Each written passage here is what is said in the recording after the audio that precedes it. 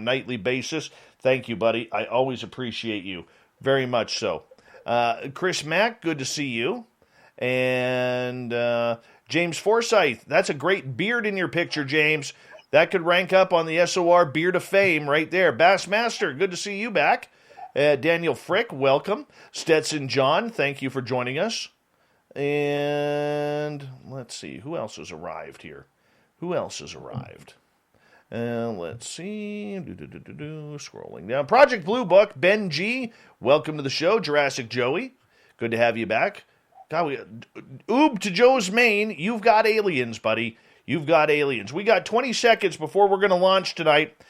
Science Bob and Friends with Dr. Bob McGwier, Dr. Bruce Maccabee, and we're going to have one hell of a show tonight. And I think this is one that it could go down in the books as one of our best ever, because we got some powerhouse stuff going on here. And thank you, Science Bob, for the super chat. Vinster, how you doing, brother? Good to see you. Crystal Light, how you doing? Nice to have you here. We're 5 seconds away. Get your horns up and rock and roll. Eric with a K, we are your fourth favorite show.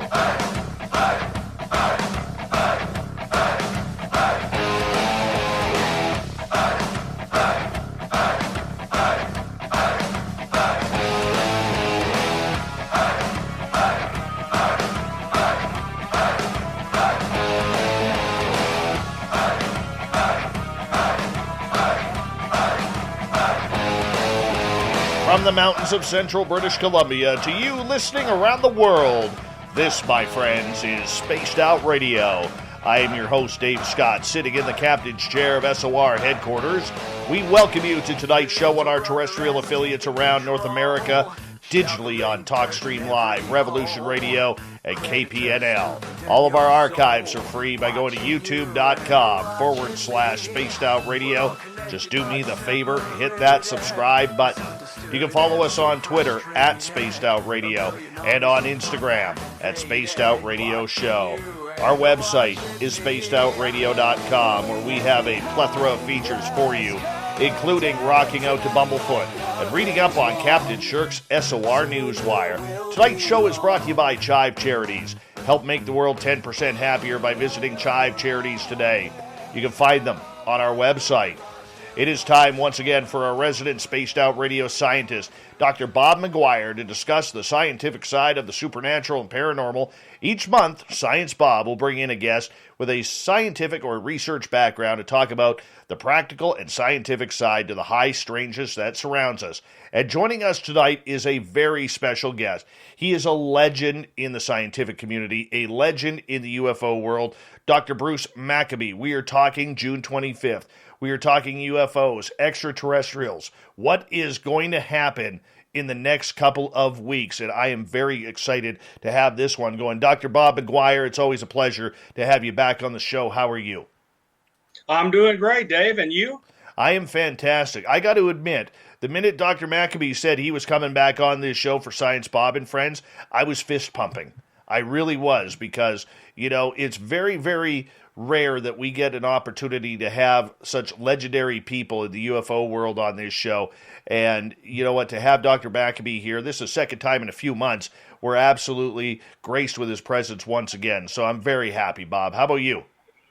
Oh, I'm very happy. So one of the first books I read was Bruce Maccabee's book on the early, what I call modern UFO era. So I hope we can discuss that and some other things tonight. It's going to be fun. Dr. Maccabee, it's always a pleasure to have you on the show, and I know that you still love talking UFOs.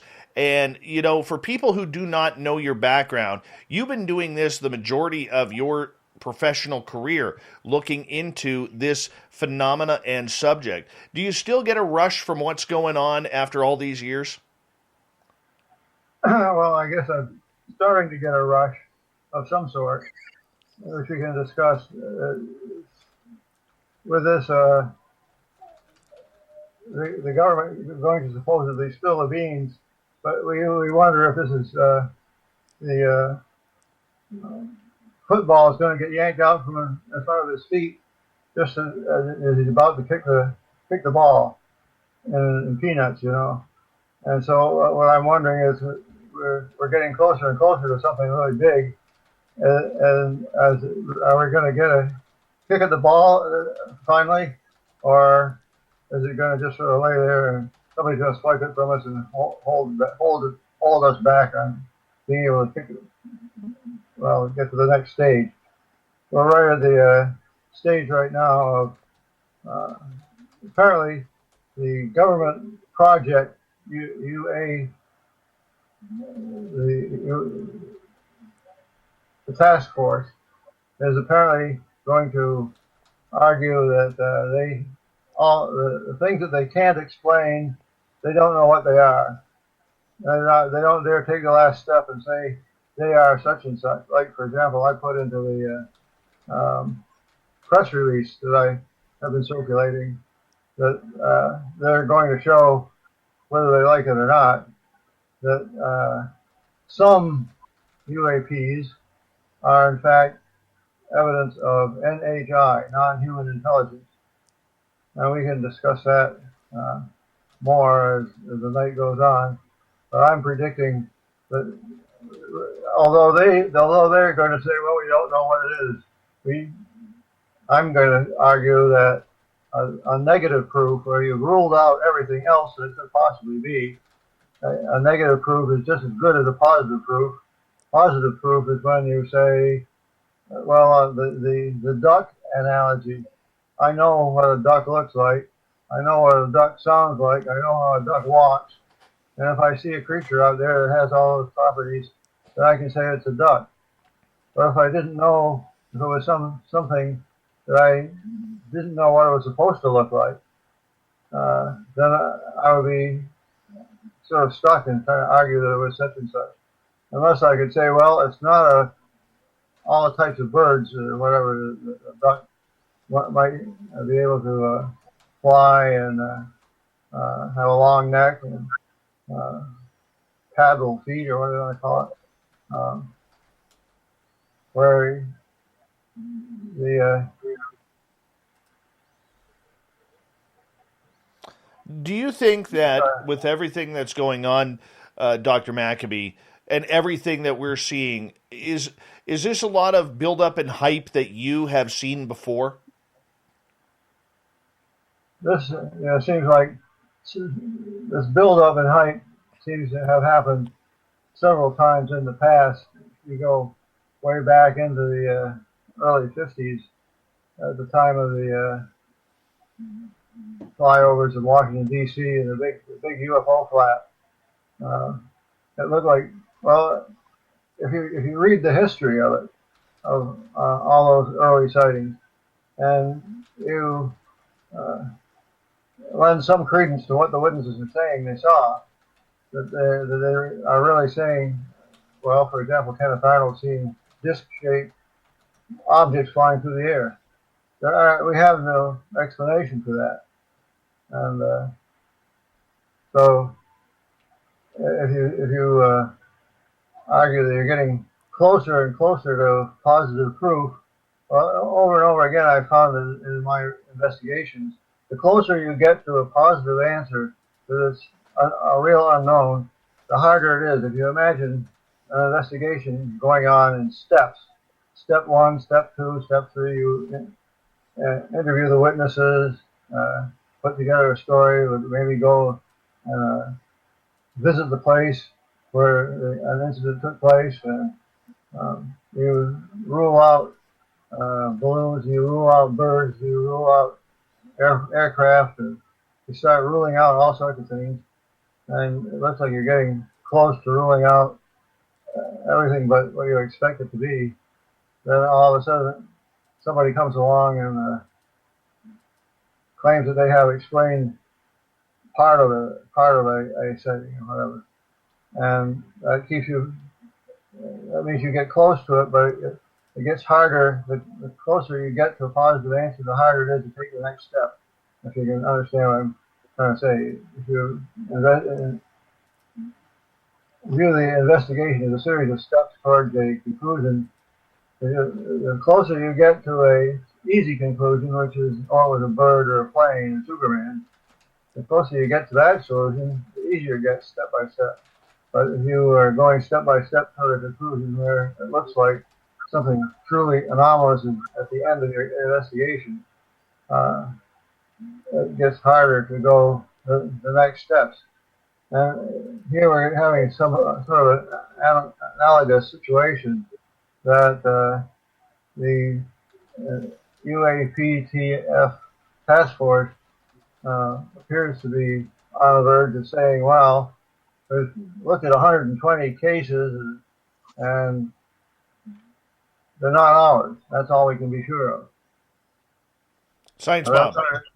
Okay, so Dr. Maccabee, it seems really difficult given that we have 70 years and more of instances of these Tic Tacs being found.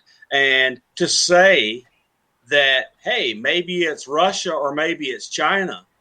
Well, 70 years ago, they didn't have the necessary technology to have a Tic Tac. So it can't be Russia and China 70 years ago and be Russia and China now. It just seems completely ridiculous. And that, in fact, we've already eliminated Russia and China as the major source of these sightings. The recent things over all the naval vessels off the California coast, off of Miami, and off of Virginia, it just seems utterly impossible to be Russia or China, given that that these things were being sighted long before they had any kind of capability to fly these kinds of vehicles. Right, and the Navy has had sightings going on way back into the early 50s and late 40s. But I'm trying to think of Independence. In September of 1952, I think it was, a aircraft carrier, I don't know if it was Enterprise or Independence, or I can't remember which one it was, but they had sighting for a period of several days, the aircraft carrier and its associated destroyers and so on, had sightings, people who were watching these things through binoculars and so on. This is nothing new, although they're treating it as if it's new. You don't see any reference by Elizondo to what's happened before.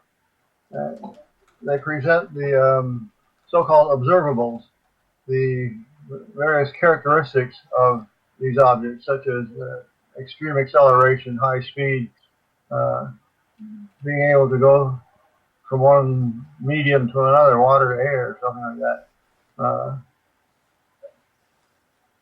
The Lieutenant Graves over the Teddy Roosevelt off the Virginia coast and all the way down to Miami claims that they saw them every single day when they took off from the USS Teddy Roosevelt aircraft carrier for hundreds of days, and they would loiter. I mean, people don't seem to have an understanding of how much energy it would require to loiter at 80 to 100,000 feet for hours and hours. I mean, it's the sightings for the Teddy Roosevelt alone eliminate China, Russia, and the United States, given these very trained pilots and observers saying these things loitered for hundreds of hours, hundreds of days, and for tens of hours every day. It's just physically impossible given what we can do. Yeah. Now, they seem to be ignoring the history that goes on, that goes way back, and concentrating on only the last 20 years of history. And it's sort of like these things have been happening, but nobody paid any attention until the instrumentation radar, the spy radar is amazing. Yes, sir. I worked on when I was on the faculty at Virginia Tech and did a lot of research for the Navy. I worked on the Spy 1 radar, so I know a lot about it. And the version that was on the Nimitz when we had the Tic Tacs, that thing could easily see a vehicle that's 40 feet long, as Fravor and Dietz claimed it was, to 80,000 feet. easily. And Spy 1 is uniquely suited for that volume of the space around the carrier. It's just it's pretty much. So speaking of the history, it's a phased array, so there's no inertia in making it track something, and that explains why Kevin Day could say he watched when he played back what he had been seeing the night before. He played it back on the spy radar playback system, and he was able to determine that these things dropped from 80,000 feet down to the surface of the ocean in 0.78 seconds, less than a full second. Now that takes a very high slew rate for the beam. Spy radar could do it, but they couldn't have done that 30 or 40 years ago because it was mechanical scanning. So it's almost like we know that these things have been happening for years and years. The first 60 years of UFOs, and then the next 20 years that we're in right now, the instrumentation has improved tremendously. So it's almost like we didn't. They think they can get away with saying they didn't pay any attention to these objects back before 1980 or 1990, let's say. But now that our instrumentation has suddenly gotten better, we can't ignore it. The stuff pops up all the time. In other words, it's a situation where the technology for detecting objects has improved to the point where all of a sudden we can detect these UAPs, and that's why we get a pass when it comes to accusations that we didn't detect these things earlier. But of course, we did detect things earlier. On my press release that I passed out, I don't remember if I sent you guys a copy or not. I referred to a series of sightings in New Zealand in December of 1978, which I consider to be the gold standard for non-military sighting. And one particular event in that series of sightings involved ground radar, the air traffic control system radar was tracking this freighter aircraft as it flew southward from Wellington, New Zealand, going to go to Christchurch, New Zealand. And that was basically a trip south, almost directly away from the antenna. And they started picking up on the radar, which is standard Marconi 2-degree beam width and 12-second rotation rate of the antenna. So each time the beam crossed, they were getting strange targets. You're supposed to on this type of radar, you get a when the beam hits a target and comes and bounces back, you get a bright spot appear on the circular radar screen that you're watching to see where a target is going. And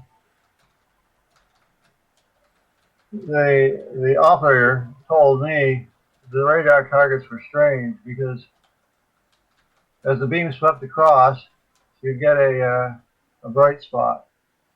Now, if it was a normal boat or an airplane, if it was a boat, it wouldn't necessarily be normal. Anomalous propagation taking place. But looking at the airplane going south, under a normal circumstance, the beam sweeps around, and if it picks up a target, there's the target. That's the airplane, and the beam continues around. Meanwhile, the airplane continues traveling. So the next time the beam crosses across the airplane is moved at half a mile or so, and it causes another blip. The first blip is faded out a little bit, not as bright as the most recent blip. If you continue this process, you get a track of fading bright spots on the screen, typically in a straight line, unless the aircraft or whatever it is turning. But the point is that you would get a series of spots, bright spots. The most recent sweep would have the brightest spot. The next most recent sweep would have a dimmer spot.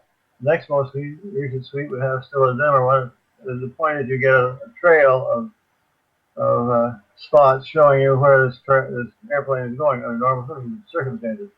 Well, these strange targets they were getting, they'd get the beam would go around, beam there's a spot, beam would come around again and there's nothing.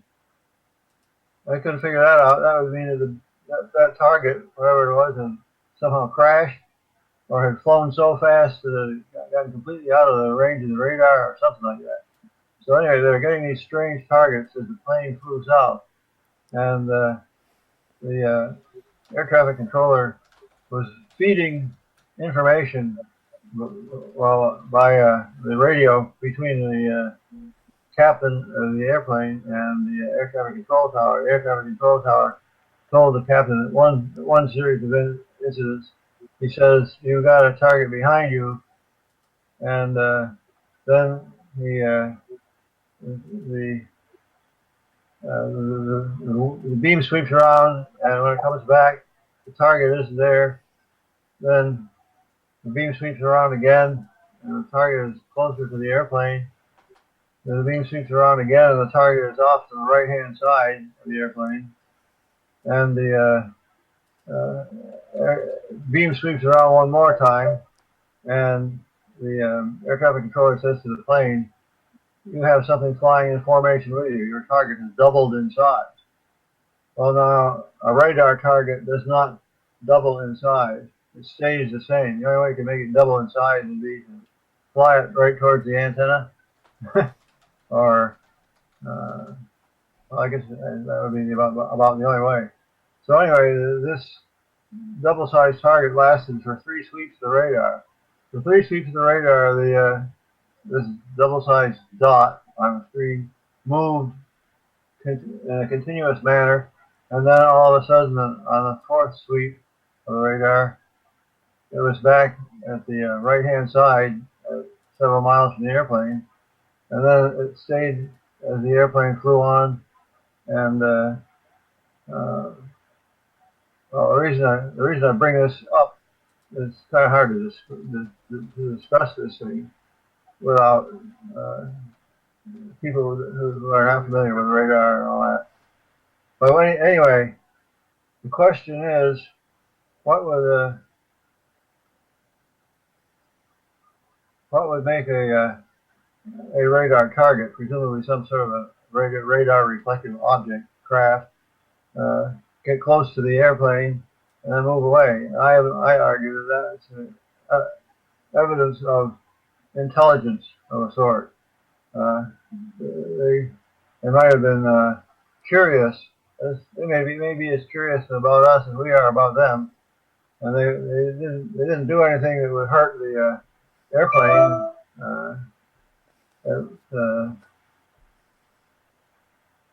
Well, anyway, I use that in my press release as evidence, better spelled out than I've been able to do just by voice here. Oh, you're doing great, Dave. Oh, you're doing great. You're doing great. We're getting some feedback there, but that's okay.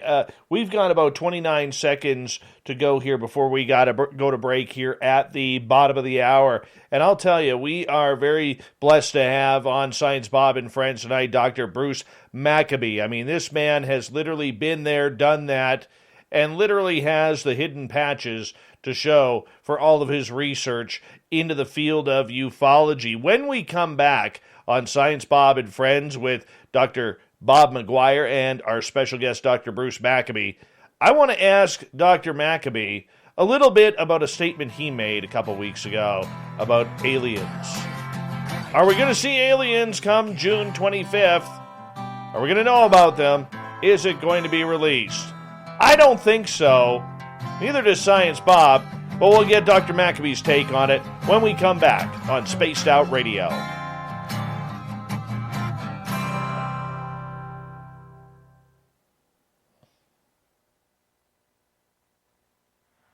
Right, after you Hey, space travelers.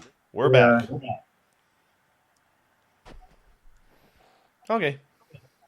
We can chat freely with the YouTube crowd listening to us for the next few minutes. Yeah, let me chat. I saw a couple of friends.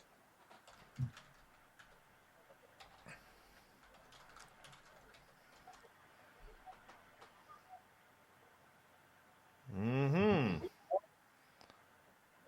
Hey, Dr. Maccabee, has your wife seen that Bigfoot creature since? No, but we've gotten some comments from other people who claim to have seen something like that. Really?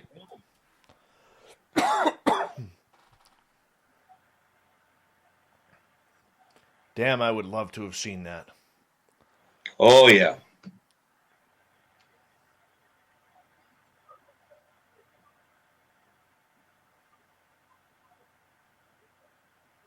Have you been watching the Skinwalker Ranch stuff? Oh, my goodness. The last episode was really amazing. I've been trying to figure out how they, what gives them that spectrum with a series Well, of the spectrum has all these spikes that go across the screen and Right. within the frequency display. So that's evidence of a pulse train, because the separation between those spikes and frequency is due to the periodicity of the pulse train. So they definitely got some kind of impulsive signal. The thing I'd like to ask them and maybe even help them work on is seeing if we can deduce an intelligence bearing component to this pulse train, like some kind of data modulation on this pulse train. Because a pulse train, that especially one that's that powerful, is impossible to miss. So let's suppose I was an unhappy alien buried in a spacecraft below Skinwalker Ranch. You would have a pulse train because nobody could miss it. It's like putting your arm down on the piano.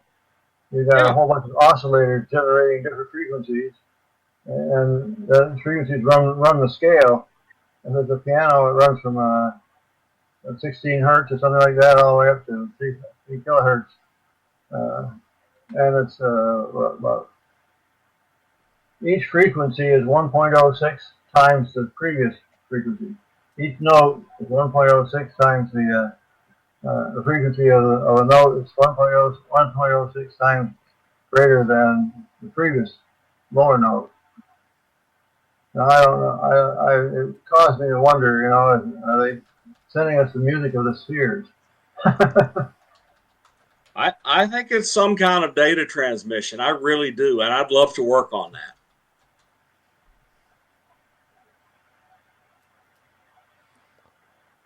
We've got about 2.5 minutes, guys. 2.5 minutes.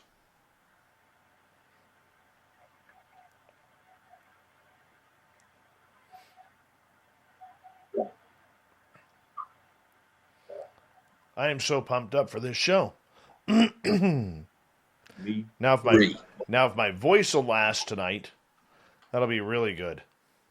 Yeah, if my brain will last, that'll be good.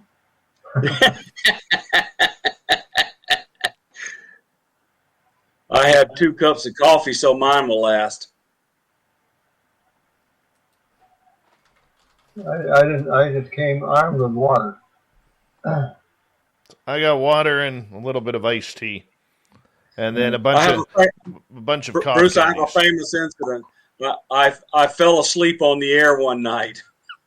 Must have been an exciting night. It was a good night, but I was just really tired. It was twice. Was it twice? Okay, It was I'll twice. remember this next time. Yes. Oh, in the round table once. You're right. Yes. As Joe Monk calls you, Sleepy Science Bob. That's it. No Science Bob, you know Bill Nye, the science guy? I do. Where do you think Bob got that shirt from?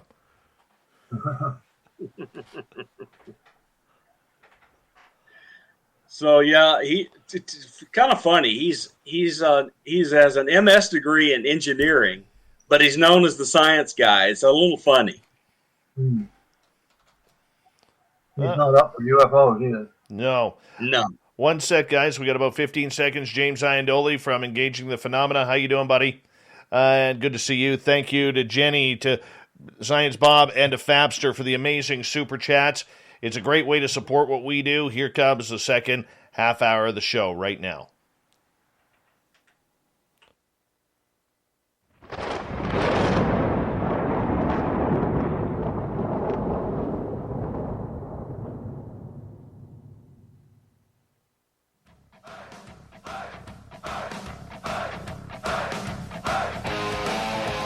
Second half hour of Spaced Out Radio is now underway. My name is Dave Scott. Thank you so much for taking the time to join us. Really appreciate earning your listening ears. Want to remind you that if you've missed portions of this show or others, check out our free archives by going to youtube.com/Spaced Out Radio. Just do me the favor, hit that subscribe button. Our website, spacedoutradio.com, where we have a plethora of features for you, including rocking out to Bumblefoot and reading up on Captain Shirk's SOR Newswire. Follow us on Twitter at Spaced Out Radio and on Instagram at Spaced Out Radio Show. We continue on tonight with Science Bob and friends. Dr. Bob McGwier is here once a month to talk about all things scientific when it comes to everything under the paranormal umbrella. And tonight we have special guest and UFO legendary researcher, Dr. Bruce Maccabee. Gentlemen, welcome back. Good to be here, Dave. All right, Dr. Maccabee, a couple weeks ago, you were quoted, or I shouldn't say quoted, that's wrong, but you were saying something that come June 25th, there's a strong possibility that you believe that we may be told of an extraterrestrial presence. Am I getting that wrong, or is this something that your sources or your personal belief is? My belief about what would happen on June 25th is based on the assumption that they're going to be honest with what they find out. I cannot imagine that they would conclude there's no possibility for artificial intelligence or non-human intelligence. They would have to say that something like there's no possibility of it being extraterrestrial or time travelers or space travelers or whatever you want to imagine as a way for them to get from there to here, whatever. You'd have to imagine that they, on June 25th, say there's no way that could be true. They'd have to say, apparently they looked at 120 cases, and have to say, these 120 cases, at least one of them could be explained. But they're not gonna say that. They're gonna say, well, we tried to explain all of them, and we couldn't. The only thing we can be sure of is something like this. The only thing we can be sure of is that they aren't ours. However, we don't think they're Chinese. We don't think they're Russian. We don't think they're anything else, and they're certainly not balloons and rockets and birds and stuff like that. We would expect that the 120 cases they looked at are all instrumentation based, as they are using infrared FLIR devices or night vision devices to pick up these targets, the objects that they're seeing. Now, it should be noted, by the way, that the 25th is the 74th anniversary plus a day after the Kenneth Arnold sighting on June 24th, 1947. And I don't think that people who are involved in the present investigation, the UAPTF people, even know anything about the Kenneth Arnold sighting. But if they took the time to read what I've got in my book on it, they would see that this is the microcosm of what's been happening periodically over the last 70 years, where it looks like some sightings come along, and you imagine how could the government not admit that something real is going on when we've got all this stuff happening, like in 1952, sightings over the White House. And I mentioned earlier the Independence, or whatever it was, the aircraft carrier that had sightings. The intelligence people know all this stuff. They collect the information, and it all goes into a governmental black hole somehow. I was one of the first people to look into that black hole when I got the files of the FBI, the flying disc file of the FBI, which actually had some cases marked. I don't know, marked something or other X. I forget the exact terminology. It's been a long time since I've looked at the documents, but they really did have an X file. That's anyway. Anyway, the point that I'm making is that over and over we've had periods of time when it looks like something's got to give. There's just too many sightings going on, and I've asked myself over the years. Well, one of the things that attracted me to the subject that I found intriguing was the explanations that were offered. Usually garbage explanations. For example, for Kenneth Arnold, if you look in the Project Blue Book file, they list an explanation for Kenneth Arnold sighting. It's called a mirage. Now, mirages have nothing to do with the Kenneth Arnold sighting. So I don't know whether my question is, how come the government gets away with that explanation? And typical explanations for lots of other sightings. Okay, so let's take that's Kurt, but let's go look at one. You mentioned it a couple of times, but I really want to emphasize it. From 1945, when we exploded the Trinity test in New Mexico, throughout the entirety of the Truman presidency, including the overflights of multiple weekends of flying saucers glowing over the U.S. Capitol and the White House happened at exactly the same time that the most powerful man in the world, and that's President Harry Truman, having just concluded winning the Second World War and setting up the Bretton Woods and all that stuff, he demanded answers about these UFOs that were flying over the Capitol. And the UFOs flying over the Capitol are on video. I mean, it's just an amazing thing for a multi-star general from the Air Force to come out and say it's a nothing burger. And you wrote a really good book, and I'm sure that book was not the end of your look into the 1952 overflights of the Capitol. I'm sure you've continued to look at it. But so what? You tell us as much as you want to about the things you found in the book since about those overflights that upset Harry Truman to the point he demanded monthly reports. You're talking about the book, The Legacy of 1952? I am indeed. That's a great book. Yes, well, I'm getting to that. I set up the argument by pointing out that, I set up the discussion by pointing out that my interest was attracted to the garbage explanations that were offered for sightings. I cited the mirage explanation for Kenneth Arnold sighting, and the scientific community did not come down hard on these explanations. There was a very famous police case in 1967, I think it was, where two policemen were checking on a car that was parked on the side of the road in Ohio, and as they were checking on this car, which seemed to be abandoned there, they noticed that there was some certain disc-shaped object hovering over their heads, and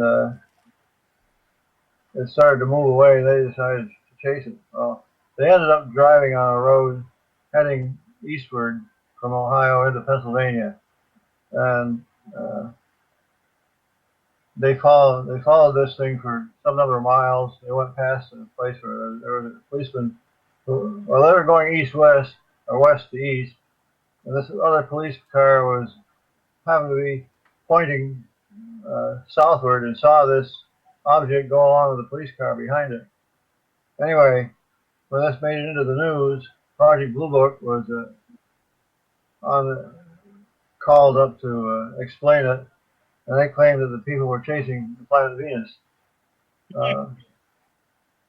So anyway, and that was at the time in the 1967, 68 time frame when there was a lot of discussion of UFOs and so on. And so anyway, that's where I sort of got interested in it, and I began reading up on cases and trying to find out what the government, the Air Force, Project Blue Book would say about various UFO sightings. And in many cases, and this is a lot of cases, the explanations didn't match the data from the sighting as recounted by the witnesses. Instead, they would pick out some particular element of the data and explain that one particular element, and then drop the rest. Well, in the book that you're talking about, the legacy of 1952, the legacy of 1952 is the word tradition. I finally concluded that the government got away with garbage explanations not because of logic that was involved in it.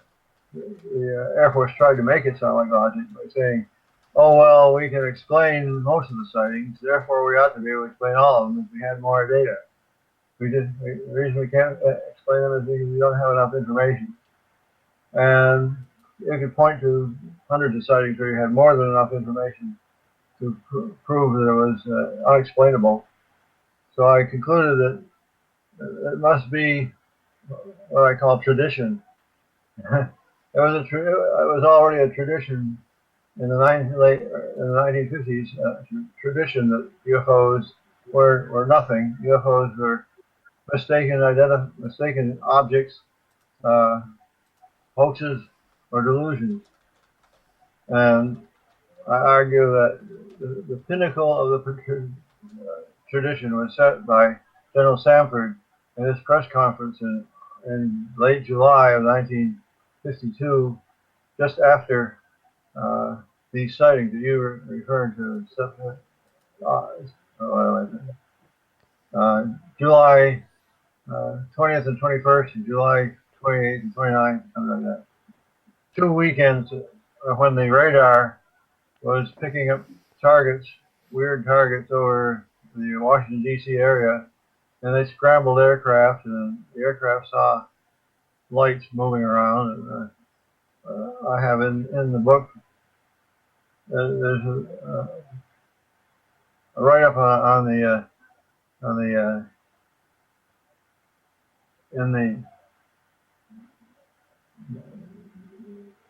the legacy book has a write-up on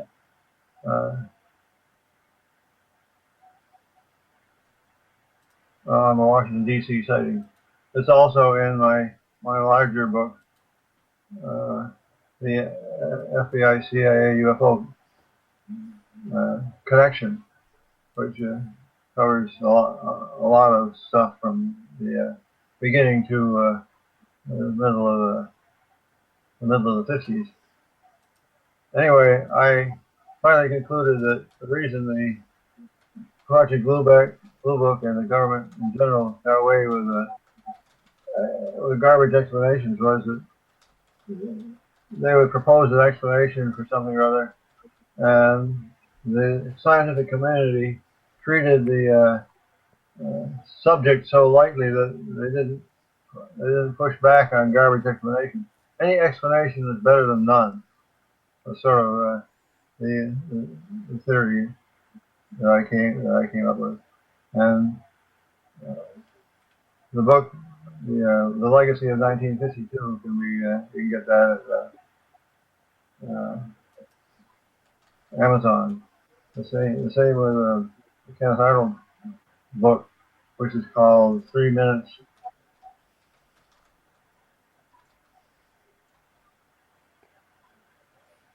Bob? What? Okay. We're getting a little We're bit getting of a an little echo. bit of an echo. Hold on 1 second here. Let me get that cleared up here. We have Dr. Bob McGwier and Dr. Bruce Maccabee here on Spaced Out Radio tonight. And, Bob, you want to continue on with this line of questioning regarding the book? And I think, see if we have a user question. I know there's got to be user questions for Bruce. Well, while we're waiting for that, because the chat room is moving really fast tonight, while we're looking into that, Dr. Maccabee, you know, in everything that you did during your government time in looking into the phenomena, would you look at it the way it is today? Was it more secretive back then as it is today, even though it's more out in public? Well, first of all, the work that I did, my job and so on, had nothing to do with UFO investigation. So. But afterwards, you still knew a lot of people. I knew a lot of people, yeah, and I retired in 2008, so I've been around a while.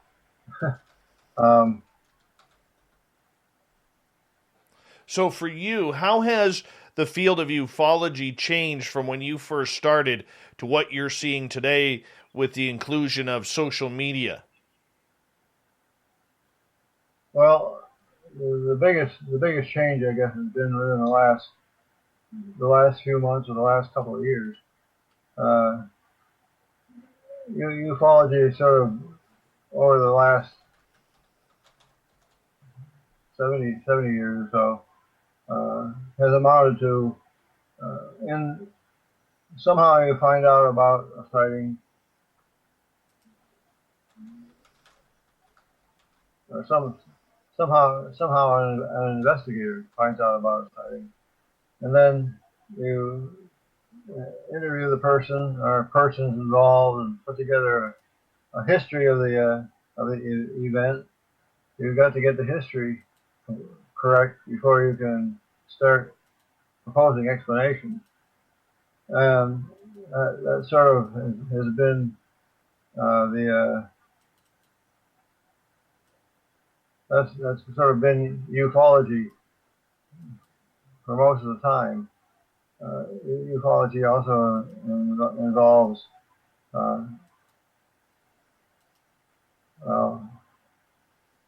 mostly writing history books, because what you'd like to be able to do is, of course, grab a flying saucer, nail it down, connect wires up to it, and see what makes it tick in various ways. And that hardly ever happens when you can have one available to analyze. Nevertheless, I have been successful in cases, in a magnetic case, some cases of observation where you're using telescopes or binoculars or video cameras or whatever to get imagery that you can analyze. With this new edition of the government going to spill the beans, so to speak, that there seems to be promised in the last couple of months and in the last couple of years. Things change somewhat. We've been operating under phase 1, what I call U1, ufology 1, from 1947 until approximately now. And now we're going to go into U2, ufology phase 2, we're going to have to try to figure out what's going on. It's no longer a case of they're real. Most UFO investigators I've known for a long time that they're real. But like in my situation, I have avoided theorizing. I have not taken the time to theorize a lot. This is what's going on. I've spent my time in analyzing cases to find out if there are any that absolutely can be proven. That absolutely can't be explained. You've got to have at least one sighting that can't be explained in order to justify spending time thinking about what they might imply, or what's the theory behind or the guesswork behind what's driving these things. So ufology phase 1, we sort of come to a conclusion on that they're real. And I'm arguing that that's what the Air Force is going to effectively. So the Air Force, or rather this task force, may not come right out and say they're real, but if they're honest, they're going to say we have cases we can't explain, and leave it up to somebody else to decide what that means. But as far as ufology phase 1 is concerned, that closes the book on phase 1. The proof that they're there. Now we have to go to phase 2, which, as I said, is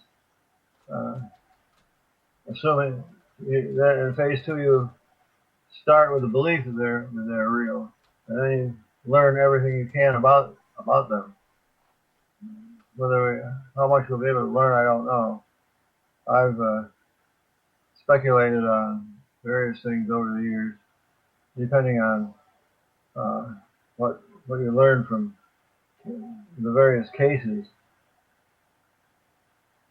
Like, for example, in the New Zealand case, where this object, a radar target, got so close to the airplane that you couldn't separate the two. Why would it do that? But at least now we are willing to say that it was something unusual. It was a real thing, not like the skeptics saying it was anomalous propagation due to weather effects on the radar. Now, I don't know. Obviously I haven't seen the report, so I don't know if they picked cases that are very super strong cases that absolutely cannot be explained. I mean, you'd think that a sighting report by a pilot in a super fast aircraft reporting a thing which he says looks like a Tic Tac, or maybe a propane tank would be a better analogy. Circular ends on a cylinder. I'm wondering if you think there will be any funding for scientists after the UAPTF report. Well, that's a good question. Up to now, it's been difficult to have a discussion in good company about UFOs without having a bag over your head. That happened the first time back in 1967, 68, for the commencement of the Karyn study, which was supposedly an independent study of the situation, supported by the Air Force, but acting on their own. Karyn came up with a conclusion that there was nothing worth. You wouldn't learn anything by continuing to spend money investigating UFOs. Dr. McGwier and Dr. Maccabee, I'm going to get you to hold on right there, because we are going to go to break here at the top of the hour. Science Bob and Friends with Dr. Bob McGwier and our special guest, famed ufologist, Dr. Bruce Maccabee. We're going to continue on with the UFO talk right after this. We'll even throw in a big question for Dr. Bruce. Why now? On Spaced Out Radio.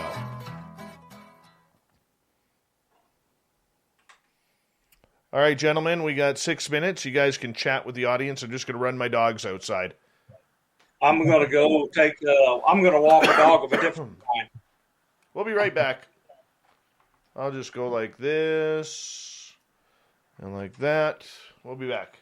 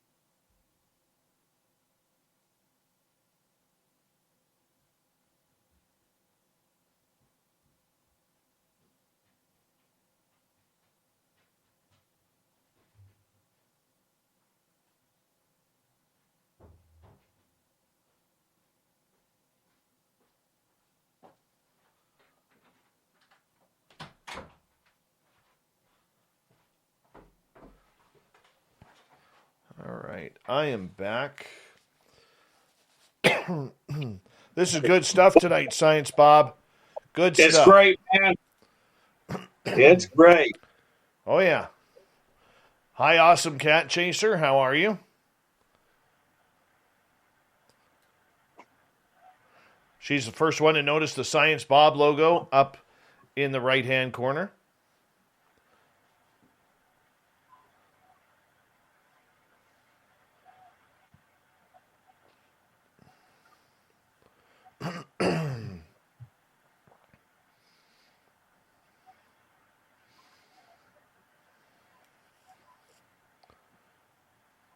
Seeing if I missed anybody. The gorgeous and talented Britt Bennett has arrived. Give us a wave, Britt, if you don't mind. I guarantee she just waved to her screen.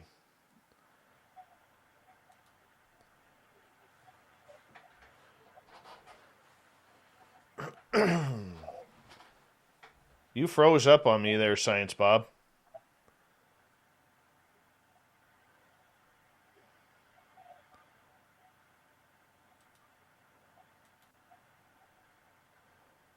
There we go. There we go. Now we got you.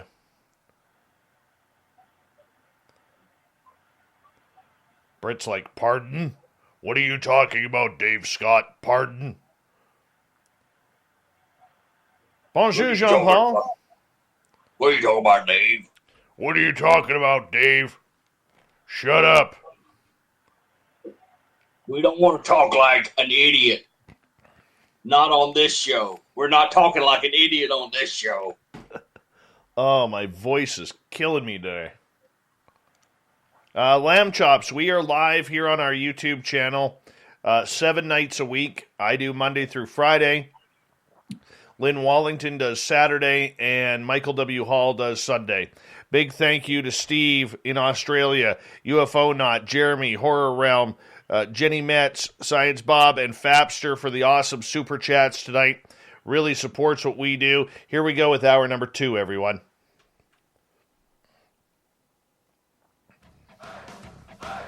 You're listening to Spaced Out Radio with Dave Scott. Follow Dave on Twitter at Spaced Out Radio and on Facebook, Spaced Out Radio Show. Here we go with hour number 2 of Spaced Out Radio tonight. My name is Dave Scott. Thank you so much for taking the time to join us. We really do appreciate earning your listening ears wherever you are on this beautiful planet we call Earth. Want to say hello to everyone listening in on our terrestrial affiliates around North America, digitally on TalkStream Live, Revolution Radio, and KPNL. All of our archives are free by going to youtube.com/Spaced Out Radio. Just do me the favor, hit that subscribe button. The Desert Clam has set the password for tonight in the SOR Space Travelers Club. Magadis. Magadis is your password. Use it wisely, space travelers, as the Clam sets the password each and every night right here on Spaced Out Radio. Our website is spacedoutradio.com, where we have a plethora of features for you, including rocking out to Bumblefoot and reading up on Captain Shirk's SOR Newswire. Follow us on Twitter at Spaced Out Radio and on Instagram at Spaced Out Radio Show. We continue on tonight with Science Bob and Friends, where Dr. Bob McGwier comes in once a month to discuss the scientific side of everything hiding under the paranormal tree. And tonight we have famed ufologist Dr. Bruce Maccabee as our special guest tonight. Gentlemen, thank you so much for coming. And Dr. Maccabee, I want to kick this off. For 70 years, we've had cover-ups. For 70 years, there's been denial from Washington, from the military in the United States, as well as here in Canada. There's been denials. They've ruined people's lives. They've literally called people out, calling people fools for believing in spacecraft and UFOs and aliens. Yet here we are now with the government saying, this could be real. It is real. We just don't know what it is. Why do you think, after 70 years of cover-ups and stringing people along with a plethora of evidence that is out there, that right now they have decided to go down this road? Because when I look at it, I don't believe it was the To the Stars Academy. I don't believe it's Lou Elizondo or Chris Mellon, with all due respect to those gentlemen. I think there's something more. Why now, Dr. Maccabee? Well, I think one thing they're trying to imply, which may be right, that the improved available instrumentation, the capabilities of these jet planes to make measurements have improved to the point where they are detecting these things so much they can't ignore them. They could keep it secret by not talking about it and leaving the situation alone, not changing anything about how sighting reports are handled. They could just have gone along the way they had been for years, and I think probably the breaking point was when Elizondo and people in this UAP stuff decided to go public, and it could be the Navy regrets letting the pilots go public, but nevertheless they've gone ahead and apparently admitted that many of these videos were in fact taken by high-tech equipment used by the Air Force and the Navy. So I think it could well be argued that the difference between now and 2 years ago at this time is really because of the pushing of Elizondo and the other guys. Well, that push effect, plus the reluctance of the Navy to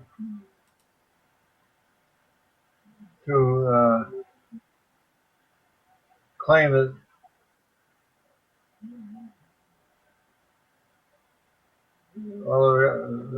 the Navy was not reluctant to admit that these videos were taken on Navy equipment. So I think that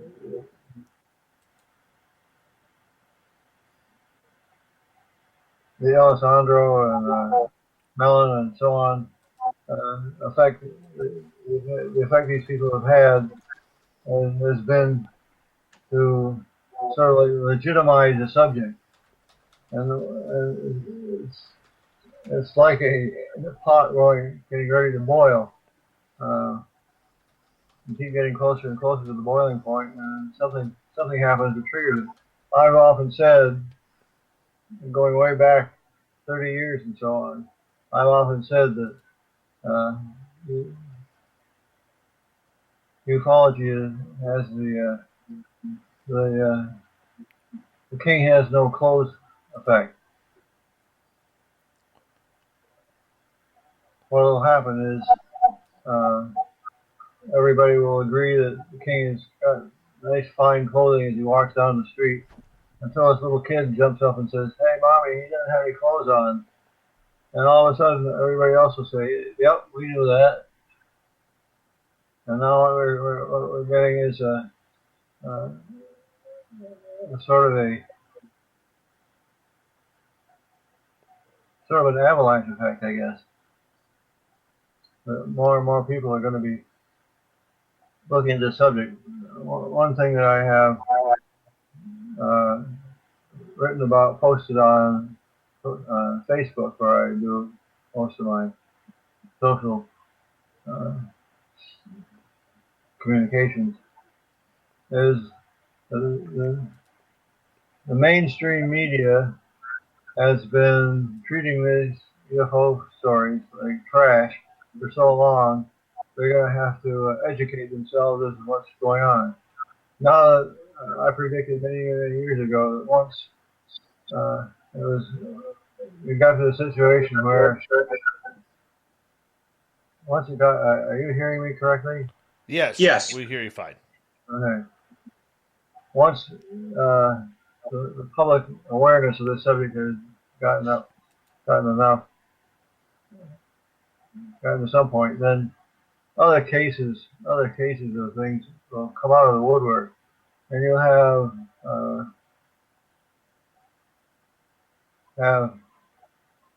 sightings that were rejected or treated poorly in the past are suddenly resurrected, and there will be new ones, which will be split between new real ones and new hoaxes.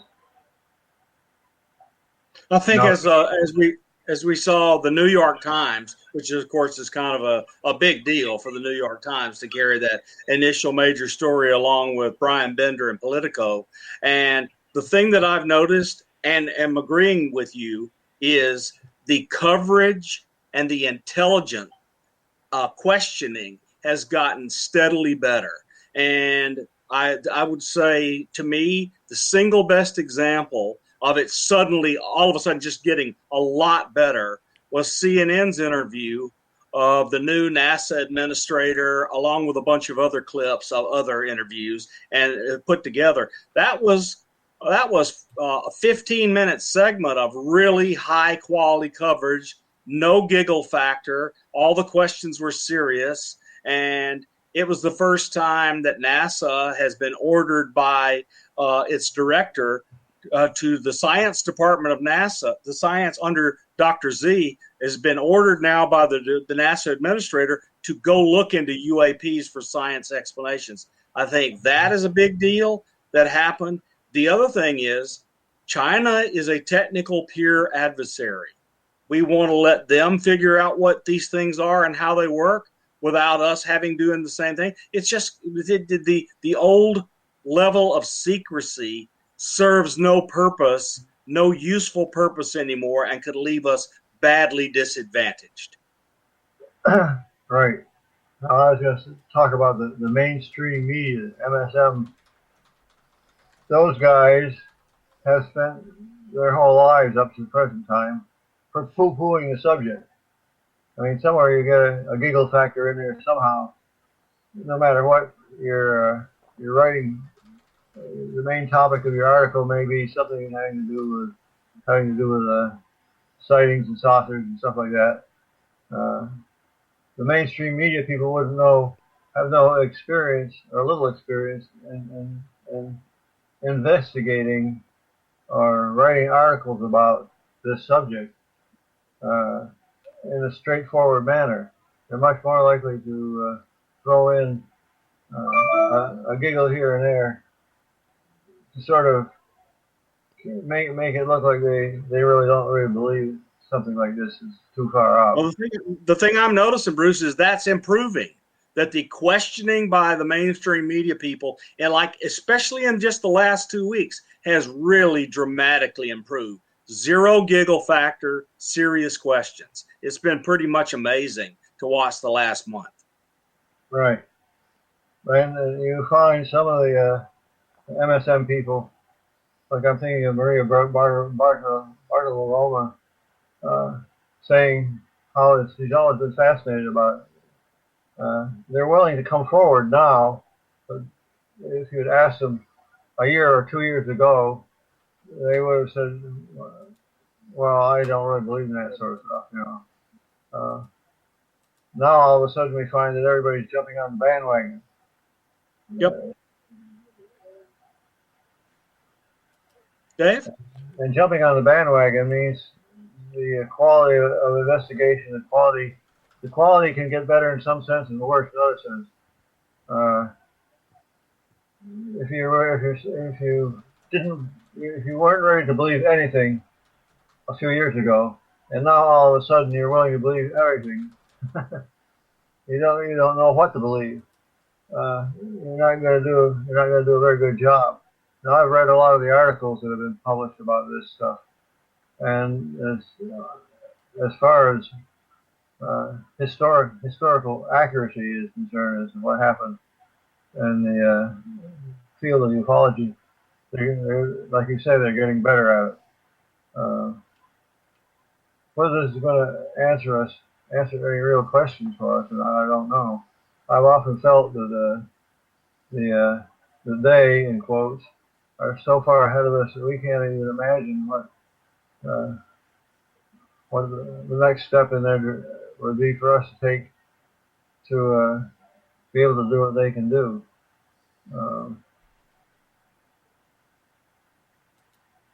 Anyway, the ultimate thing is we have to wait and find out what's going to happen. We don't know the President Biden and the presidents of other countries and so on are going to have to formulate a policy that explains what the relation between us and them is going to be. If we never get to contact them directly, it'll be hard to formulate that, but as I have put in my press release, we have to find out whether we face love, hate, or indifference. If they made us, we may face love. If they did not make us and we're in their way, we may face hatred. And the third possibility is that they don't care about us one way or another, as long as we don't get in their way. We know that out of all the sightings that have been recorded, very few of them, so far as I know anyway, very few, a very small percentage amount to injury to a human being. Although there are cases, I don't think I'd want to live in the Amazon rainforest. Apparently people down there get even killed with interactions with aliens. But basically, this has been going on for 70-some years, and not much bad has happened. The non-human intelligence people may wonder why we've managed to ignore them for so long. They could be wondering about us just as much as we're wondering about them. Very much so. Dr. Maccabee, do you believe, or what is your thoughts on the fact that with this narrative that is currently going on, recently we've seen government officials from everybody from Marco Rubio right up to former President Obama talk about this subject, but they all seem to be saying the same thing about that we don't know what they are. It's like they're reading off of a script. Do you think that this is pre-planned, that they are all saying the exact same thing on every same interview?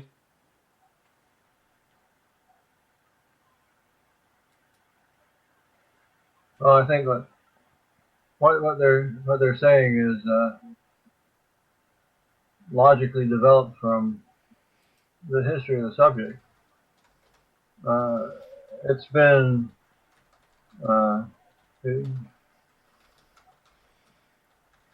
it's been frowned upon for people to talk about UFOs in good company, unless you're at a UFO conference or something like that. With the average group of people that you might have at a party or in a football game or something like that, you're not gonna start up a conversation on UFOs because they'll probably laugh at you. But now things are changing a bit.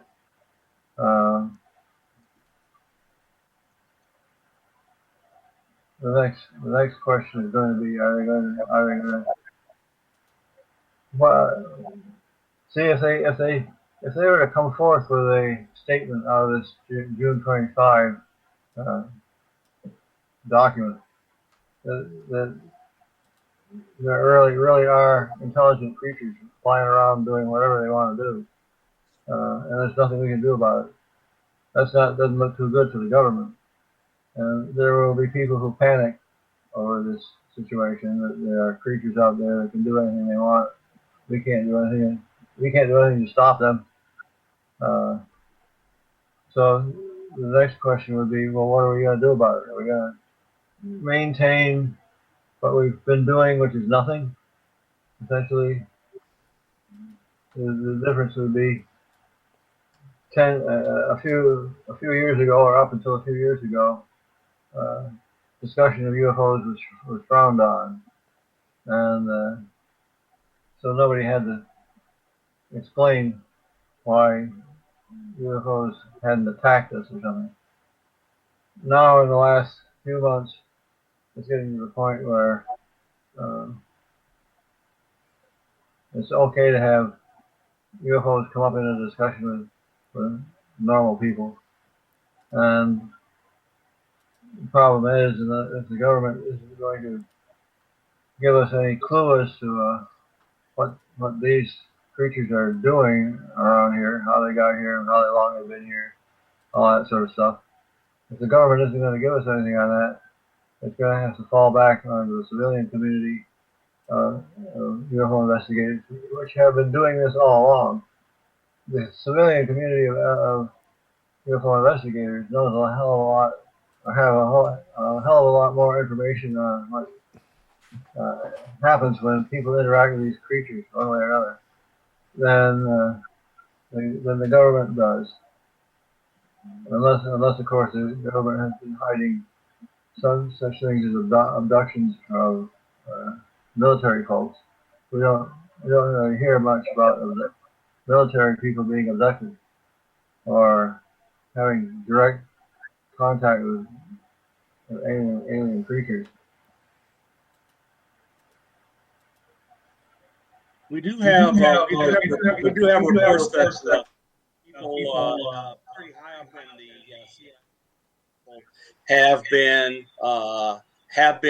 had contact. The rumor is that Jim Semivan is about to release his story of an interaction with an entity he and his wife experienced in their home. So I mean, when you get that level of person having this kind of experience and saying it out loud in the open, that's really got to have an impact, I think. Well, yes, it'll depend on what they're saying.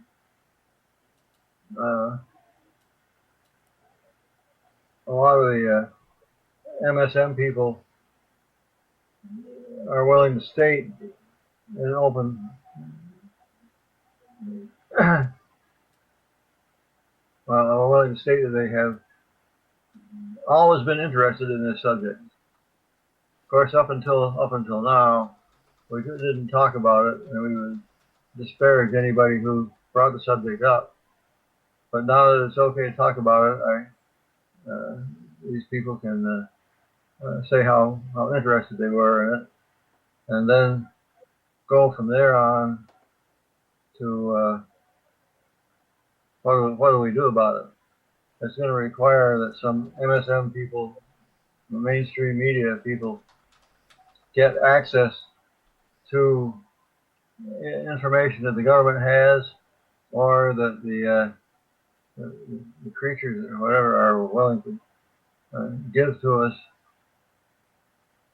But by going ahead and reading a lot of the literature, you can get an idea of the wide variety of things these creatures might be doing that would affect us directly or indirectly. In the Gulf Breeze case, Gulf Breeze was the UFO center of the world back in 1987, 88, 89, 90 time frame, 19, and it got a lot of publicity because of all the photos taken by Ed Walters. But Walters published his story of what happened when he was interacting with the aliens, and it goes to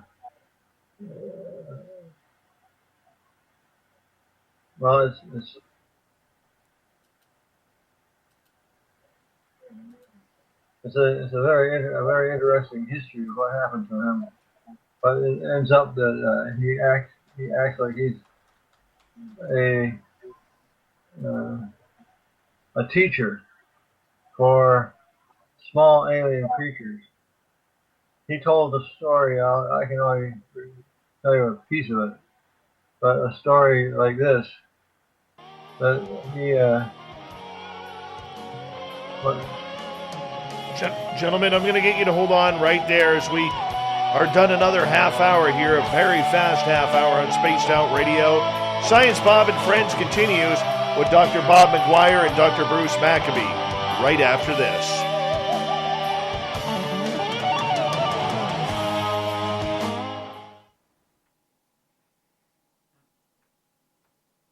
All right, gentlemen, we're clear. All right. Clear? Clear.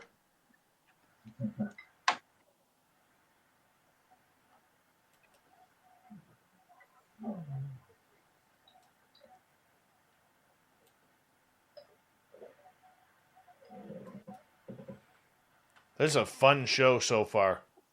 Yeah, it is fun. Very fun show. Are you having fun there, Dr. Bruce? Yep.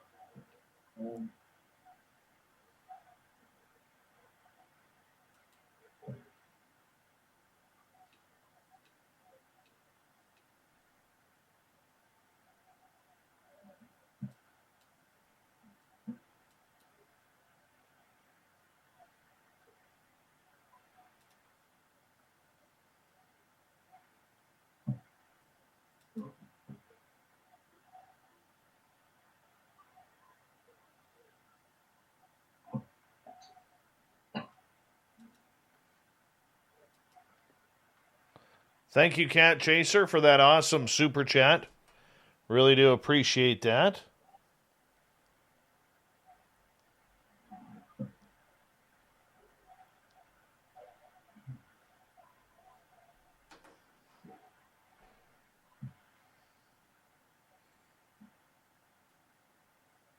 Chris Franz, how you doing, man? Welcome to the show. And one, nice to see you. Yes, Big Pickle. I didn't know that about Semi-Van. Oh yeah, he's in talks. All right. Well, Gary the Dutchman is here, which means it's time for a little Mighty Moose beard oil. I've chosen the winter blend tonight. So Mighty Moose beard oil is one of our sponsors here on the show.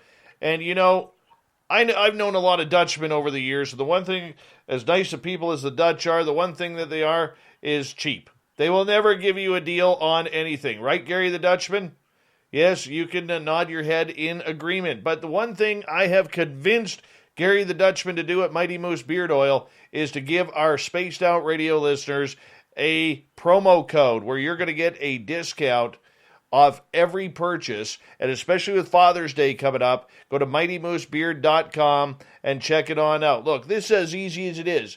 Just take the drop bottle, you squeeze it in your hand like so. That's it. And you rub your hands together and just massage it in. Just massage it in. That's it. Look how good my beard looks now as it grows back. And for the ladies out there, this can be used in your hair. It is all natural. There are no chemicals, no byproducts. You know, Gary the Dutchman, he takes care of us because he wants us to grow, our hair to grow, our beards to grow, even our toenail knuckle hair to grow, because he's Dutch that way with his wooden shoes. So, go to mightymoosebeard.com, check out this Mighty Moose Beard Oil. It's great for the women too. And, yeah, it's going to stop split ends. And tell Gary you want the deal from promo code SOR 2019. And make sure you use it because it's real good stuff and it smells great too. Get the winter blend. It's my favorite. MightyMooseBeard.com. There we go. There's our sponsor for the night. There you go, Gary the Dutchman. I did my part. Andrew, thank you so much. So glad the Dutchman's back. Pardon me? So glad the Dutchman's back. I know. He had a bad case of gout there for a while. It's flaring up on him. Yes, Night Gazer. Dave was bald last week. That's how good it is. That's right. Yeah.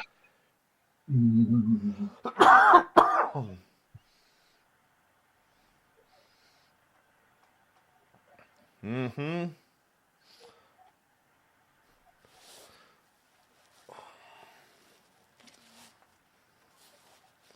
There we go.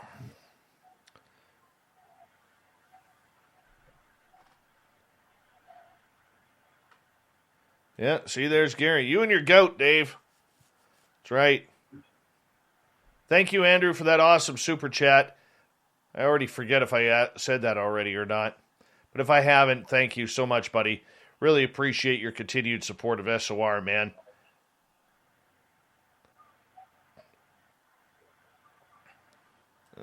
Murray's showing support for you there, Dutch. Gout sucks.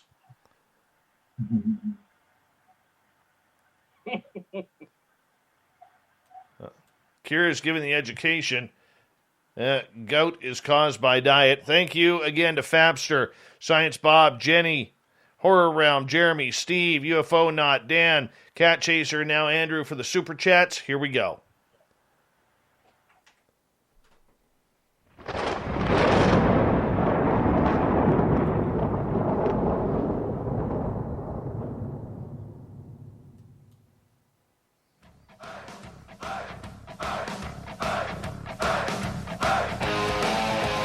We pass the halfway point of Spaced Out Radio tonight.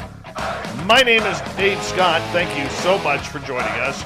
Really do appreciate earning your listening ears wherever you are on this beautiful planet we call Earth. Want to say, yeah, you can check out our free archives by going to youtube.com/Spaced Out Radio. Just do me the favor, hit that subscribe button. Our website is spacedoutradio.com, where we have a plethora of features for you, including rocking out to Bumblefoot and reading up on Captain Shirk's SOR Newswire.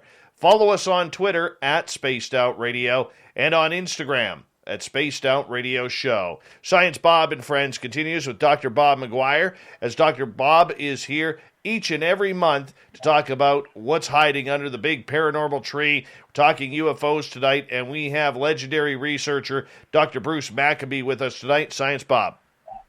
Okay, so people keep talking about a Pentagon report is coming out. That is not correct. UAPTF and the Pentagon is producing material for a report. The report is coming from the Director of National Intelligence.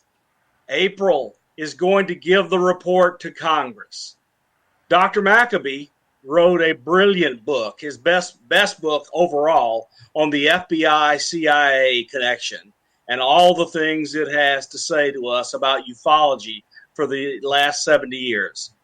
And DNI has been ordered to take an all-of-government approach to writing this report, not just the Pentagon. Okay, so given that screaming match, I'm trying to get through everybody's head that this is a DNI report, which includes stuff from the Pentagon, but is all of government. Tell us what you think we learned reading your book, what you've learned through your history with dealing with the government and the intelligence community, so forth. What does it inform us about what you think Avril Haines is going to give us in this DNI report? Well, I expect they're going to report on the cases that they analyzed. The number 120 seems to be kicked around. So whatever number it is, I expected they would set up each one like a straw man to hammer it down with an explanation of some sort. Essentially, they're saying there are cases we can't explain. They're trying to avoid going beyond that. They would leave it up to the civilian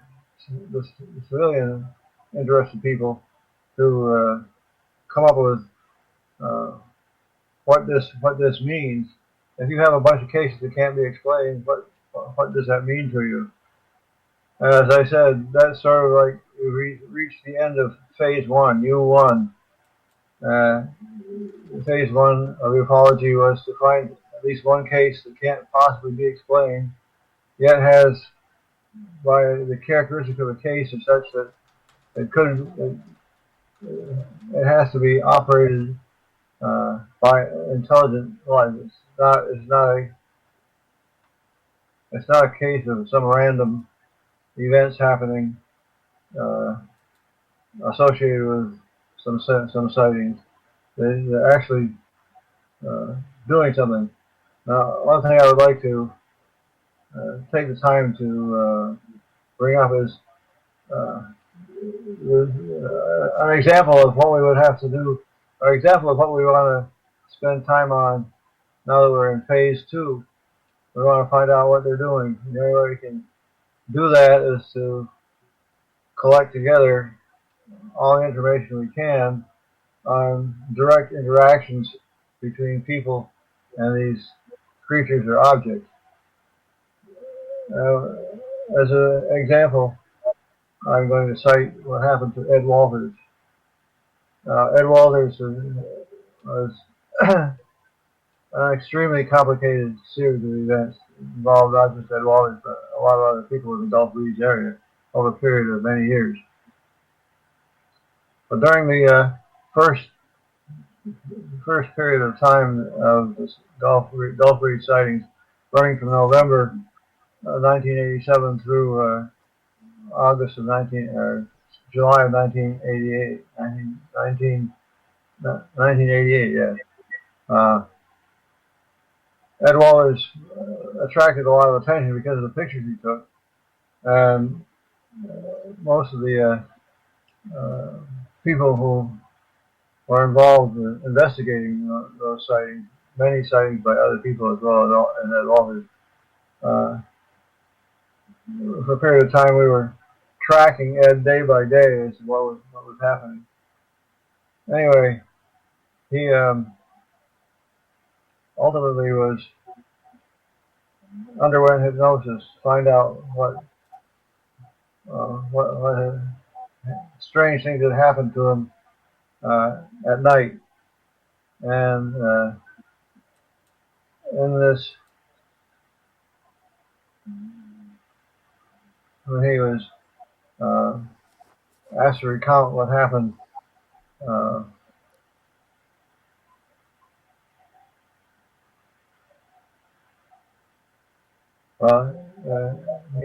he had this habit. He had this habit of writing down stuff, having a pad of paper and a pencil next to the bed. And then he would sometimes wake up in the middle of the night, write something down, and then go back to sleep. And then when he'd wake up in the morning, he would see what he wrote, and sometimes it would make sense, and sometimes it wouldn't. So during the period of time when he was having these sightings, he also did some of this sleep writing. And he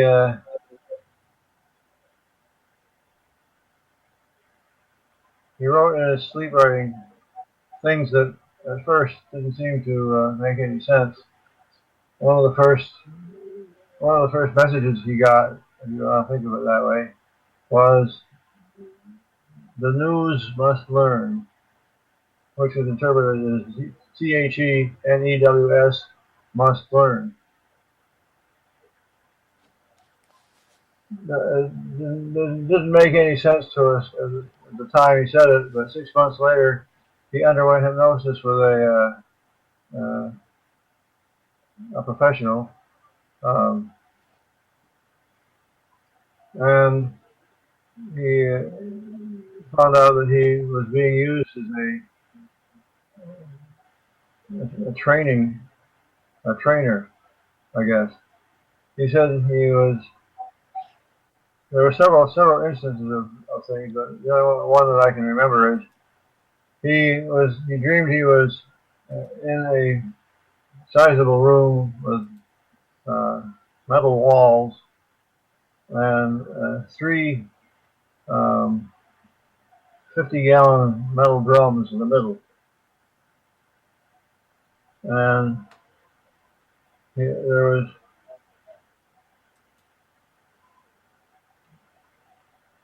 him and, I guess maybe there were only 2 drums in the middle. Two 50-gallon drums. He was standing there as he realized where he is inside his rooms. Then there were 2 children. 2 children and 2 drums. all of a sudden the hole opens up in the wall, one of the walls of this room, and some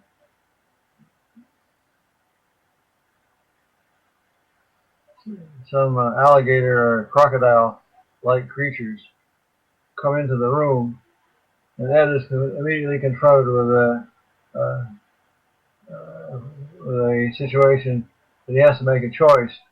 He can put one kid in each drum and then face these creatures himself, or he could put himself in one drum and then one of the kids in the other drum, and then that would leave one of them out. So what's he going to do? He puts the two kids in the drums and gets ready to tackle these creatures that are threatening him. And all of a sudden the walls of this room sort of slide back or evaporate or something like that.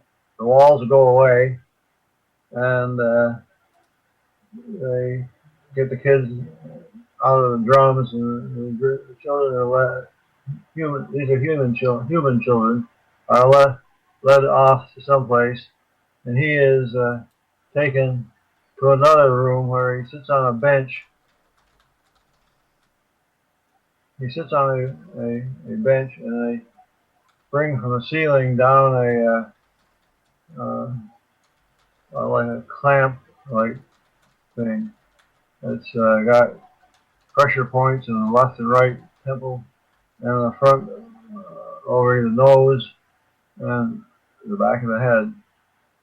So there's this thing hanging down. You can call it a hat, but it's just crisscross of a framework designed to hold these pressure points against his head, the left and right temple and the front and the back. And he says he sits there, and they bring in a group of little aliens. He's whatever they look like, the typical big-eyed things that we've seen. There's little versions of them, and Ed says all of a sudden he's forced to relive this experience of being locked in a room with two kids and two barrels and creatures coming to eat them up. He said he lives through that, and he actually did a number of situations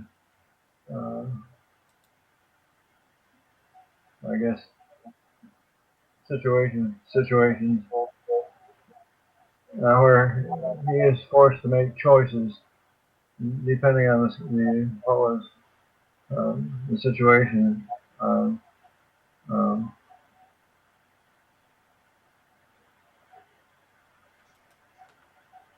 Well, the point is, he was made to go through a situation where he had to make a decision as to what to do. And then after he did that, he would be put on seated on this table. A special hat came down, pressed against his head, and then these little creatures were brought in. Similar hats were put on their heads, where they had this metal bar went over the head and connected on the left and right side of the head, and then another metal bar bent to connect on the front and back of the head. And then he said he would be made to relive the experience. So it was as if the creatures were trying to find out what we would do under certain circumstances. And it may be that they can't handle our language for some reason or another. They don't, but they can do a play or set up some situation and learn what a human being would do under certain circumstances. Ed had several of those, like I said, where he would write about it at night, and then some other night he'd be somehow taken to a place where they would do a test on them. That's very unique to Ed. So I don't know of any other abductee story that involves the abductee being a teacher of sorts. But this is the only way we're going to be able to find out much about them. They start off with Betty and Barney Hill, remember, where they're inside the craft, and Betty asks where this guy comes from, and this creature, which is a humanoid taller than she is, and they're looking at what looks like a three-dimensional picture, with little spheres or dots in various places, and she asked him where does he come from, and he asked, with respect to this so-called what's it called a map, you know where you are, and she says no, and it won't do me any good to show you where I am if you don't know where you are. Some statement like that.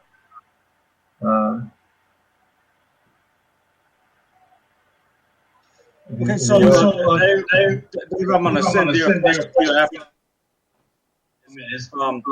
David Jacobs has written several books on UFO abduction, and a common narrative about the people who were being abducted is they wound up being teachers to hybrids. So the David Jacobs books all have a lot of teachers in them. Dave? I keep thinking about the idea of, and I'm not a scientist, I'm a journalist by trade, but at any point, Dr. Maccabee, I know you just mentioned experiencers. Do you see a point when experiencers are going to get their fair share of the argument in this entire UFO phenomena? Or is that still a ways down the road because right now the government really needs to buckle down on what they can and cannot release to the public? Well, it's sort of two things. They can and cannot release to the public stuff that the public, well, they would consider to be a security risk. But what was the first part of what you said? Do you see the experiencers part being part of the argument towards disclosure? I doubt that they are basing their decision on what they're going to disclose on the testimony of experiencers, unless there are government experiencers, people who have a high level of credibility.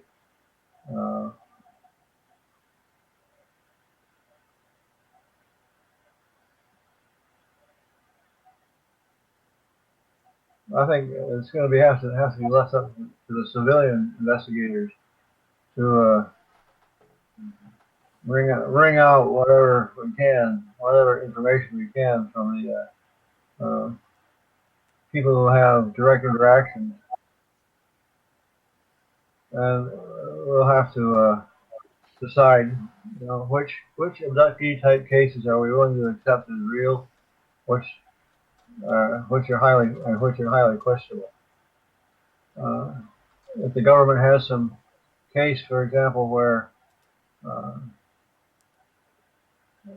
air crew was abducted, or somebody driving a tank, or some situation where they're involved in their work, they are government people, presumably military, and involved in some type of a situation during an abduction, like in that New Zealand case where the radar target got so close to the airplane radar target that you couldn't distinguish the two. The airplane target had doubled in size.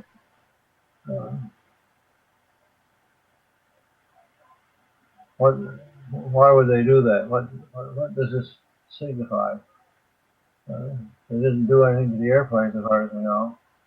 There was a lady on the inside who said for some reason she felt she didn't dare touch the surface of the aircraft, the metal surface, because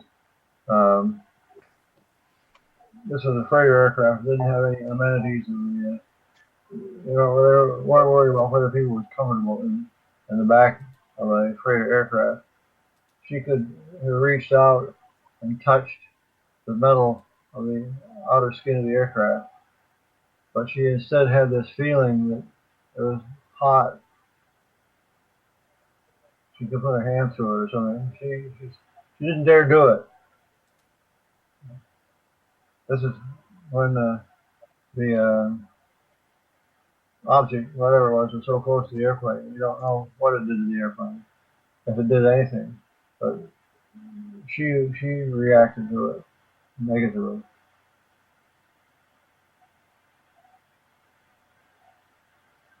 So for now, you believe that the experiencers, or what people are encountering with UFOs or extraterrestrials, is going to continue to be sidelined, at least for the next number of years, while the public maybe gets used to what this new phenomena is. I suspect it's not going to take long for the public to get used to the reality of these objects, as long as these objects keep their distance, shall we say. If we start finding bad things happening to witnesses, then it will take a lot longer for the general public to acclimate itself to this new situation of having creatures flying around.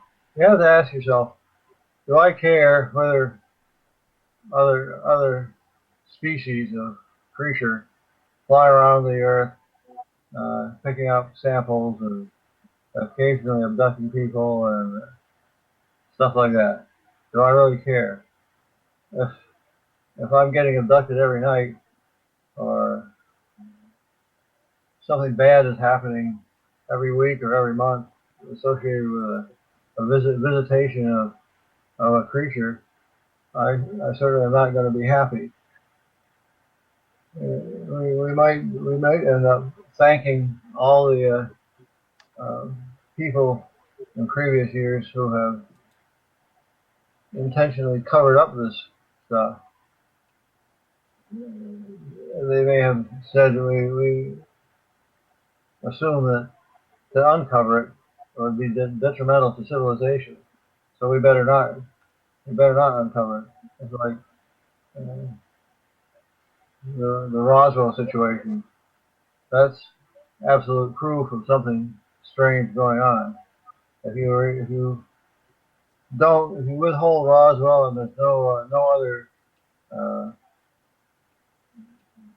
hardware case like that, no other crashes or whatever, and so that you can get away with disparaging witnesses and poo-pooing sighting details and stuff like that, as long as you can't make it possible to absolutely prove that strange things are happening, then civilization goes along in a normal fashion, without worrying about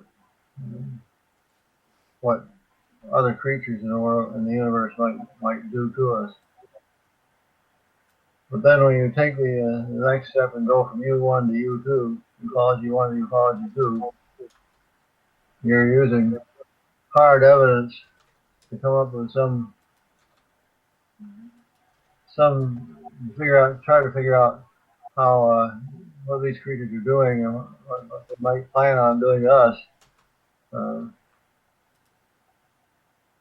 That could be enough of a shock, like a pandemonium, a pandemic of a sort.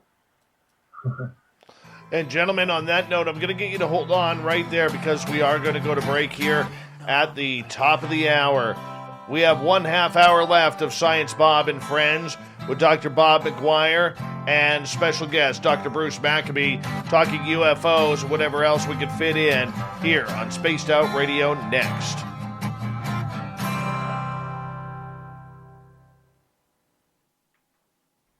All right, gentlemen, we got 6 minutes. 6 minutes. I'll be right back here.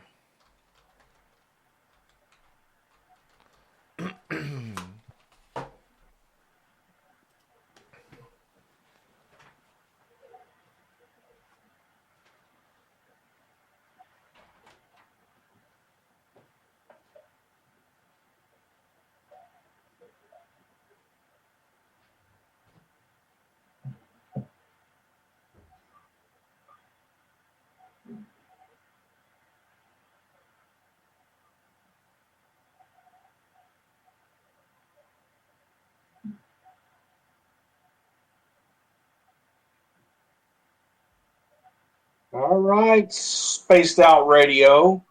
I don't see any questions in all caps.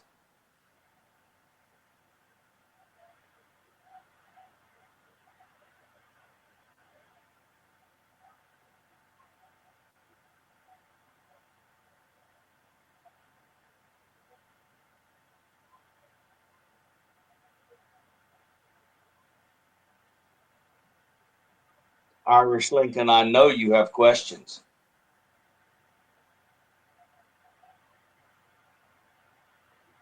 Bitcoin went up 7% in the last 24 hours. That's what my thought is.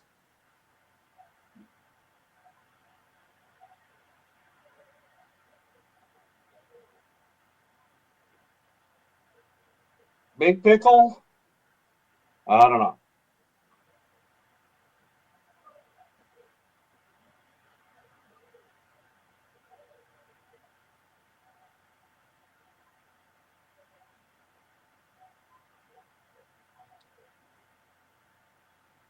Dale, when you admire someone, you do whatever it takes.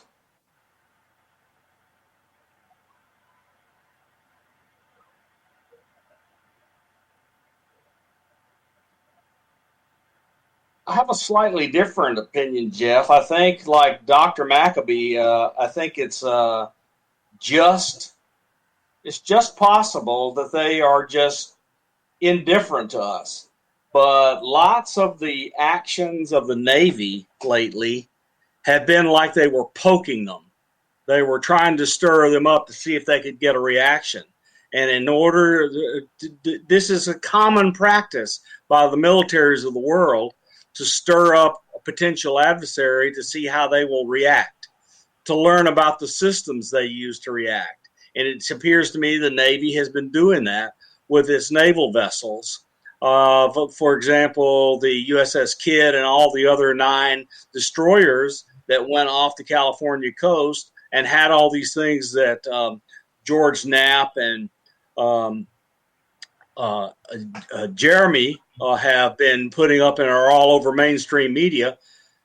The craft they videoed and had radar of and infrared videos of, they were very close to the ships. And it's very unusual outside of the territorial waters of the United States to allow an unknown that close to the ship without taking action. That says to me that the Navy had rules of engagement that would not allow them to do it. And for what reason? I think it was to try to see if they could stir them up. We're trying to learn how they work.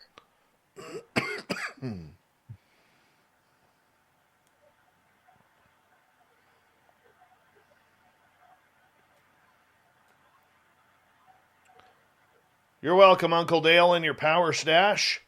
Well,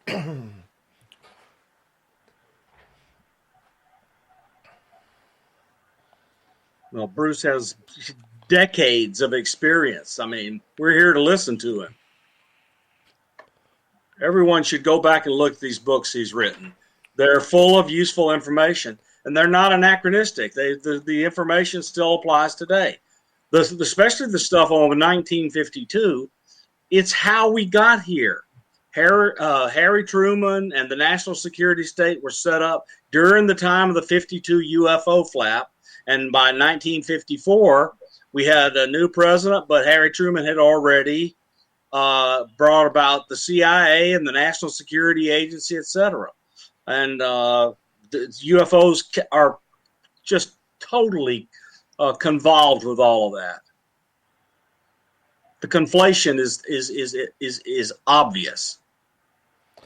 Would you guys like to take some questions from the audience here in the final half hour? I think that'd be a great idea. Dr. Maccabee, you okay with that? Perfect. Let's do it.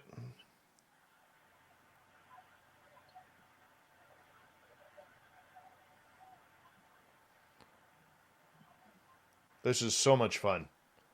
So much fun. It is. It is indeed.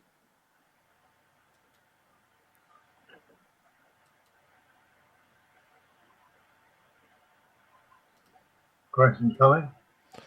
When we come back from break here, boss. He's still playing advertisements.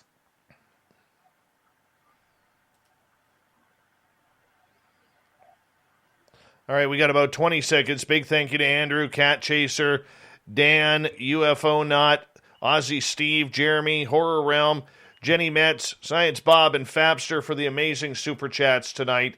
Really do appreciate the love and support you guys give us daily. Thank you to all the veterans who are listening to this show and wherever you are on this beautiful planet. We appreciate you taking the time for us as well. Here we go.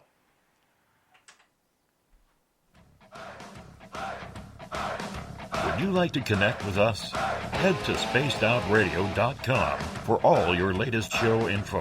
Now, back to Dave Scott and SOR. Here we go with the third and final hour of Spaced Out Radio tonight. My name is Dave Scott. Thank you so much for taking the time to join us. Really do appreciate earning your listening ears wherever you are on this beautiful planet we call Earth. Want to remind you that if you missed portions of this show or others, check out our free archives by going to youtube.com/Spaced Out Radio. Just do me the favor, hit that subscribe button. The Desert Clam has set the password for tonight in the SOR Space Travelers Club. Magatus. Magatus is your password.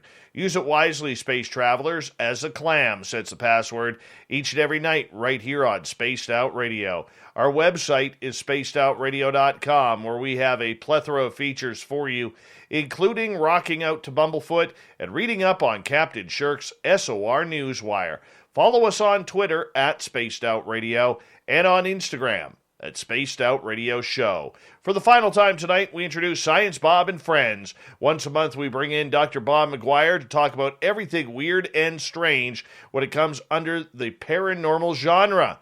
And we're sticking with UFOs because of the June 25th date, where a report is going to come out on what the United States knows about UFOs, UAP, potentially aliens. Our special guest tonight, Dr. Bruce Maccabee, who's literally a legend in the UFO field. And gentlemen, we welcome both of you back, and we're going to take some audience questions here. And we're going to start off with Big Pickle, who is asking, do you think we will ever know the truth?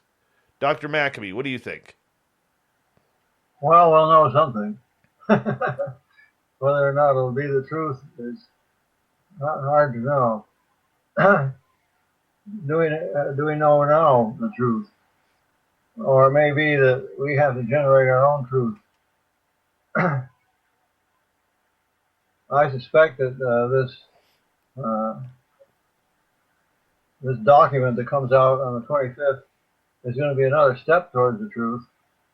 I don't think they're going to step away from it, but I don't think they will step very far forward either. To get to the point where you say there is at least one sighting that cannot be explained, and therefore there could be a bunch that couldn't be explained, and if we get to that situation, then we can say, well, they're here, whatever they are, whoever they are, and then we go on to phase 2 and try to figure out what they're doing. So do I think we'll ever know the truth? I think we'll know little bits of it. I don't know if we're going to know the whole truth, and nothing but the truth, as they say. All right, let's move on to Cat Chaser's question. Why are there so many different looking UFOs? What's your thoughts on that, Maccabee? Well, there are different looking people, different looking aliens, different looking cars. I don't know whether the look difference corresponds to different types of aliens, different species of aliens looking different. I don't know if there are any specists, S-P-E-C-I-S-T-S. That's an analog of races. You can have a whole bunch of races under one species, and then there may be many species in the universe. We hope that we hope that they get along, just like we're supposed to get along. Our races are supposed to get along as one human species. But will we learn the truth about that? Who knows? I think we're going to learn something, which will be have some truth value, but whether it'll be quote the whole truth and nothing but the truth, I don't know. All right, let's move on. Science Bob, this one's for you. Troy is asking, In-N-Out Burger or Five Guys? Five Guys all the way. It's because you love your peanuts. I eat a ton of peanuts, but I love those big, juicy, greasy burgers. How about for you, Dr. Maccabee? Five Guys or In-N-Out Burger? I think I'll have an In-N-Out Burger. Up here, I will take Bob, when you finally come up here, I'm going to take you to a place called GBR, which is called the Great Burger Revolution. You'll be amazed. Looking forward to it. It's spoiled me for hamburgers. All right, Jeff is asking, do you believe that the phenomena is deliberately provoking disclosure? Well, that's a good question. I've long felt that the real drivers in this situation are not us, it's them. They could have exposed themselves in such a way that they couldn't be denied. They could have at any time, presumably, in the last 70 years, and they haven't done it. That is, they've done what back in the mid-70s was called a limited hangout, when they were talking about President Nixon and what did he know and when did he know it and all that stuff. And they were talking about the information that was available, and they wouldn't allow everything to come out. They have a so-called limited hangout, and that's what we're probably going to get. We're probably going to get here something like a limited hangout, and we're going to have to run with that ourselves. But at least the government won't be cracking down on just calling us all ridiculous and stupid and other nasty names. Because if the government is willing to say there's stuff that they can't explain, then they've opened the barn door and let the horse out again. All right, let's move on here. Sean is asking, do you think we're already controlled by aliens?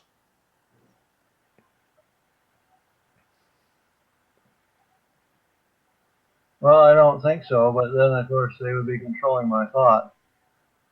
So they could tell me you don't. They could be inside my head saying, "Of course you know everything. Of course you're not being controlled by aliens." Okay, let's move on then. 416 Bitcoin is asking, do you think artificial intelligence will control the future of humanity?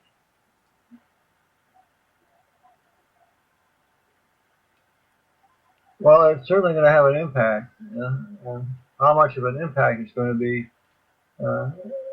will depend on we're careful to put ourselves first,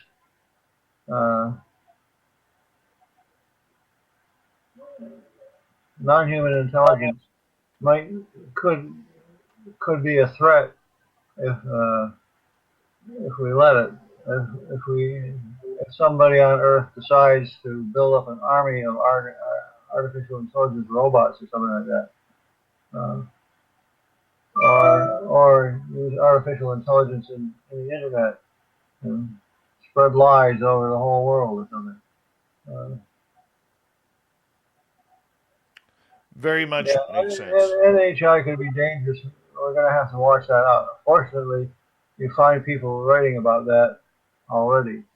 The potential danger of letting artificial intelligence sort of run our lives.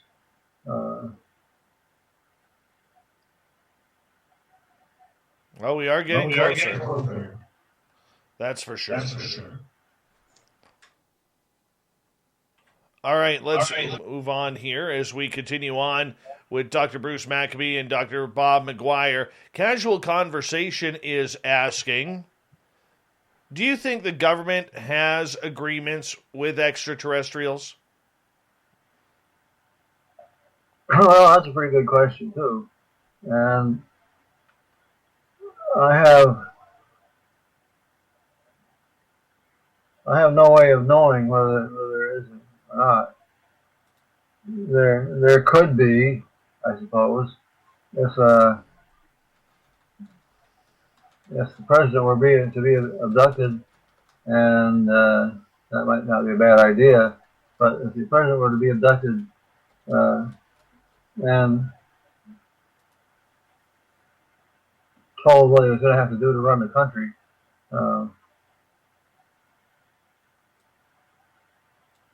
that might constitute an agreement if the president says we'll do whatever you say. That would be agreement, not necessarily in our favor. I have no way of knowing whether the government has agreements or not. I would say probably not, but I can't prove that they don't. Okay, moving on here as we continue on with the questions from our audience. I'm going to rephrase this a little bit. This one's from Nicola. The original question is, do you think NASA is covering up an ancient civilization on Mars? But I want to rephrase this for a little bit because finally we have NASA saying they're going to start looking for UFOs. Do you think NASA has been covering up previous UFO sightings from space missions? Well, again, I don't have any direct information on that, but if they were to run into clear evidence of civilizations, I wouldn't be surprised if they would have to cover that up. To discover extraterrestrials, evidence of extraterrestrials that were around thousands or tens of thousands or hundreds of thousands of years ago would certainly point towards the possible reality of extraterrestrials flying around at the present time. In other words, they've been here, they're here now, and there's no reason to think they couldn't have been here 1,000 years from now, or 10,000, or 100,000, or a million years from now. Because we don't know what the limits of their technology is. If this is a problem of technology, devising a spaceship that can, building spaceships 100,000 years ago and just continuing the construction, if they figured out how to build spaceships and then just keep building them, there might be evidence of those constructions, not necessarily buried, but, well, you drive along in mountainous, wooded areas around those low populations, and you find trash dumps left by people who were there 100 years ago or 200 years ago or 500 years ago or whatever.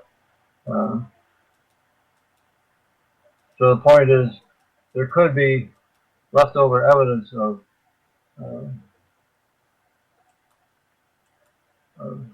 aliens.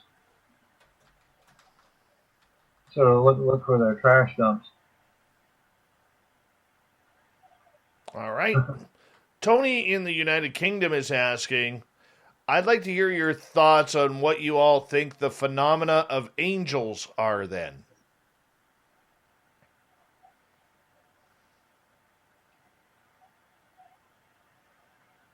Well, angels could be extraterrestrials, I suppose. The same way as extraterrestrials could be angels. I don't know which comes first.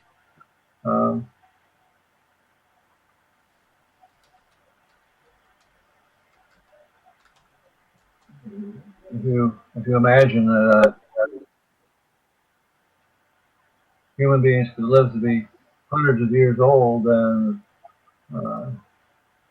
there could be humans that were alive several thousand years ago and are alive now appear as beings.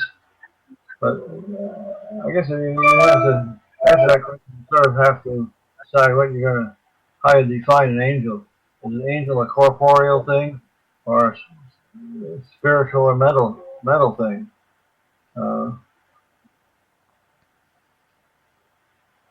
I've seen some pretty weird phenomena myself, but I would characterize it as angels.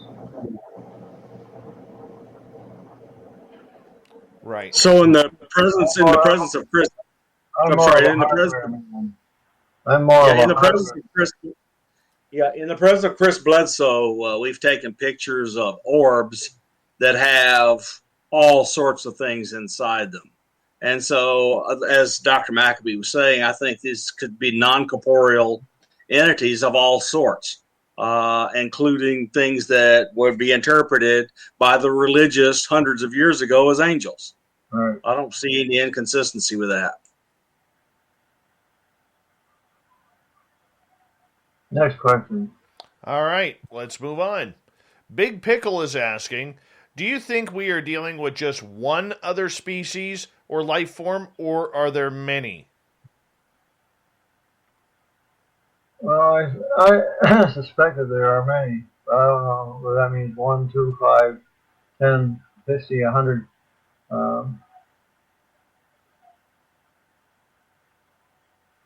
There may be a clue to that in the shapes and capabilities of the various UFOs or spaceships, or whatever you want to call them, flying saucers. The various shapes might be a result of various species building them. Different people, like we certainly know that, consider boats floating on the water. Every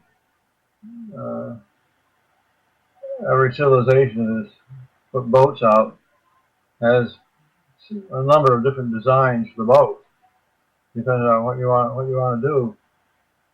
And it's not just a question of difference in size; it's a difference in shape and various technical details. A trireme, that's a boat with 3 rows of paddles on each side. It's going to be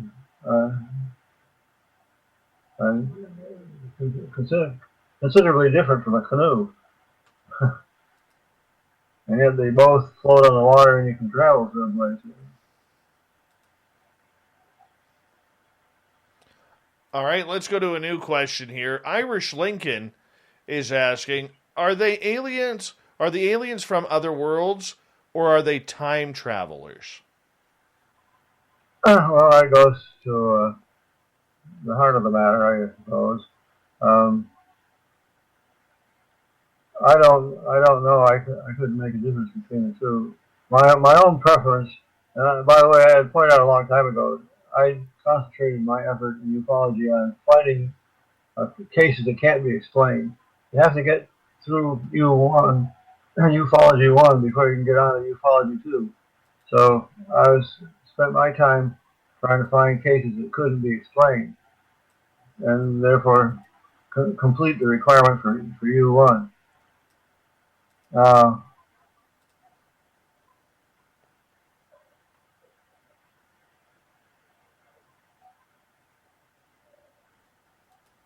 Since I was not spending my time theorizing over, or since I was spending my time looking for an unexplainable case or unexplainable cases, I didn't spend much time theorizing over how they got here from wherever. There are suggestions of space,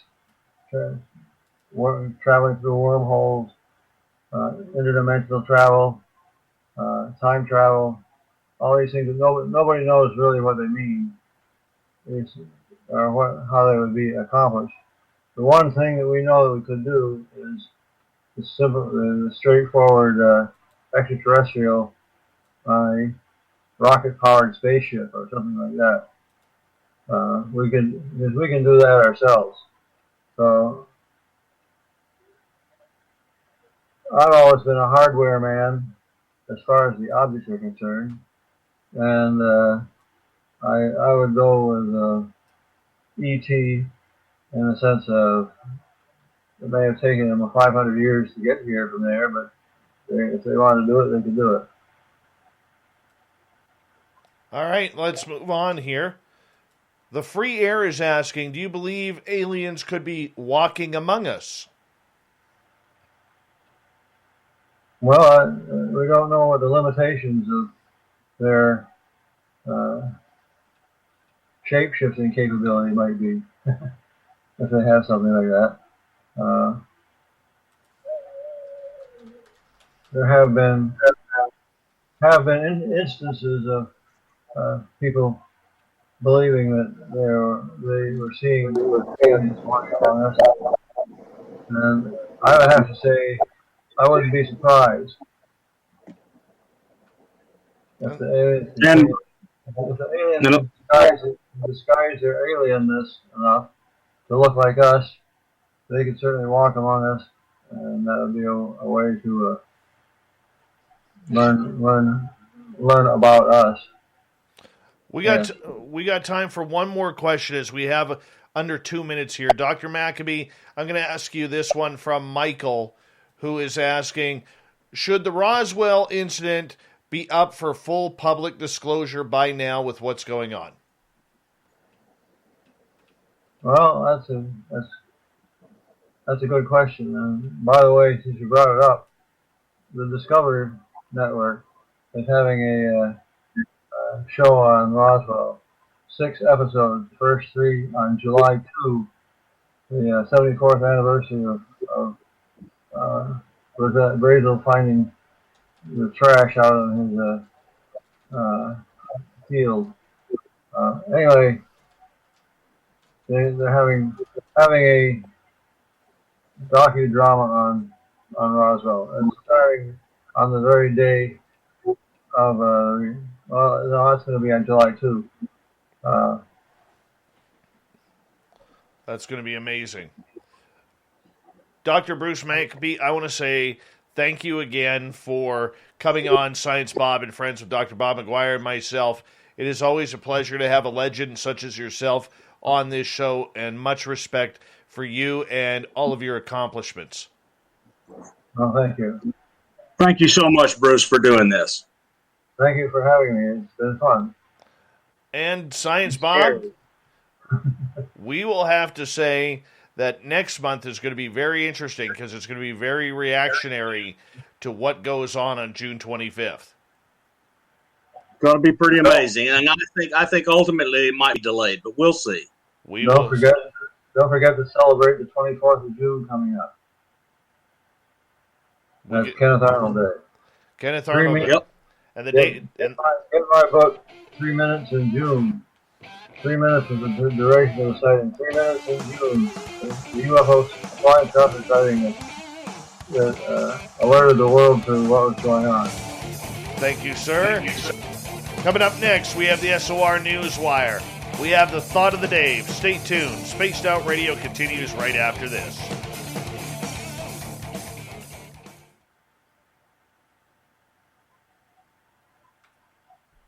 Perfect show, guys. That was fun. Perfect show. That was fantastic. Now I can get the bed. Well, thank you so much, Dr. Maccabee, for doing this. I really do appreciate this. Thank you. Thank you for inviting me. And come back in 6 months and find out if we're still around. There you go. Absolutely. Gentlemen, I will say goodnight to you. I got to go get prepared for the news. I appreciate you guys coming on in. Good night, Dave. Good night. All right. Good night, Science Bob. Good night, Dr. Maccabee. Appreciate you. All right, there we go. What a great show. What a great show.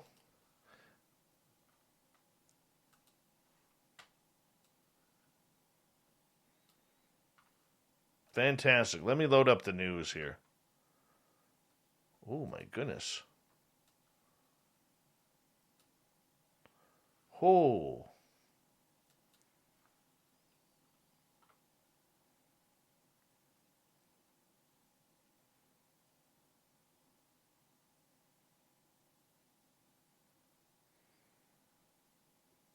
How many news stories? 1, 2, 3, 4, 5, 6, 7, 8. There we go. We got them. Very nice.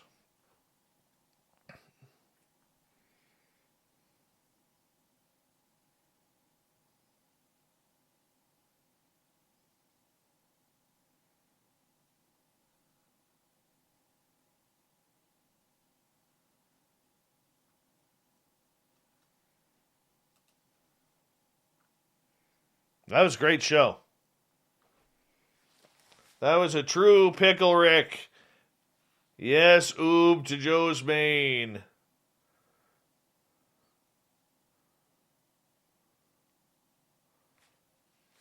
Heaven-bound daughter, what is happening? Thank you for coming to our chat room. Appreciate you.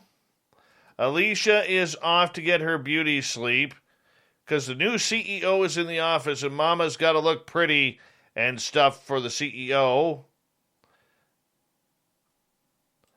Jeff, very cool to have a living legend like that. Yes, I agree with you. I totally agree with you.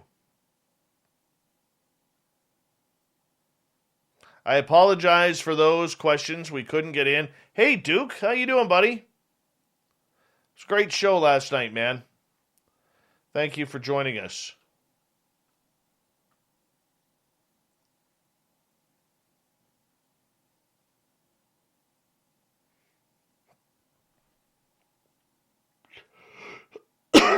Excuse me.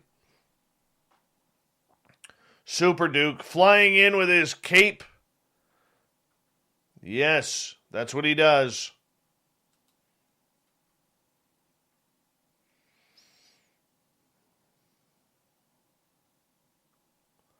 Thank you, Nicola. Appreciate that. Michael Haywood, I was too, intimidated by all of that knowledge.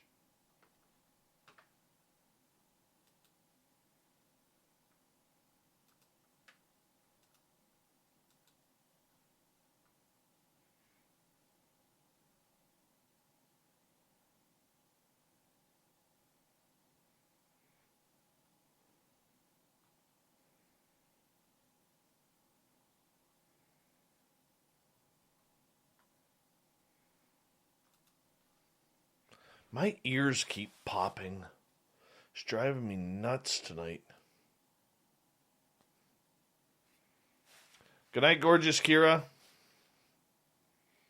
Oh, she only has a 10-hour workday tomorrow. Oh, what's that like? Lightweight.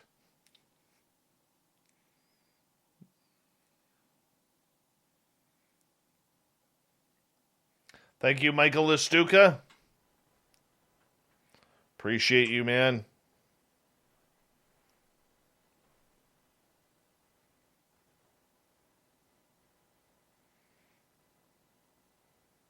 I think that what I need to do is I need to clean my studio. I haven't vacuumed in a couple weeks. And it's time. I think some dog hair got in here or something. No, I'm not changing altitude just yet. The residences. What do you mean by that, Jenny?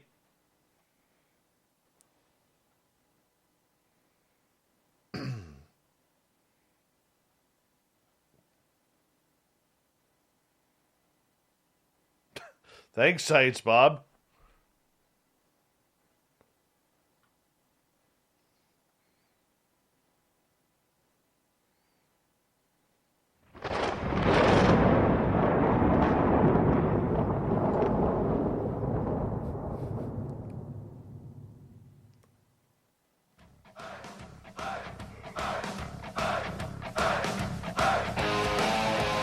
We rounded third. We're heading for home tonight on Spaced Out Radio. My name is Dave Scott. Thank you so much for taking the time to join us. I really appreciate earning your listening ears. Want to remind you that if you've missed most of this show or others, check out our free archives by going to youtube.com/Spaced Out Radio. Just do me the favor, hit that subscribe button.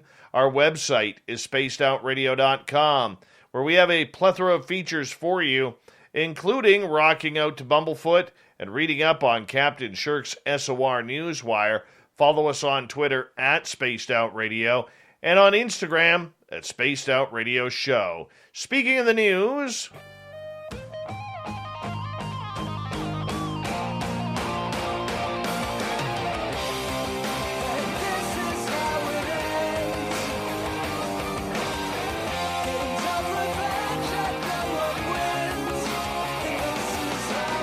the news is always changing, which is why we bring you the SOR Newswire at the back end of every show, where we get to the weird, the strange, the wacky, and sometimes the unbelievable. I tell you, this is another reason not to go in the ocean.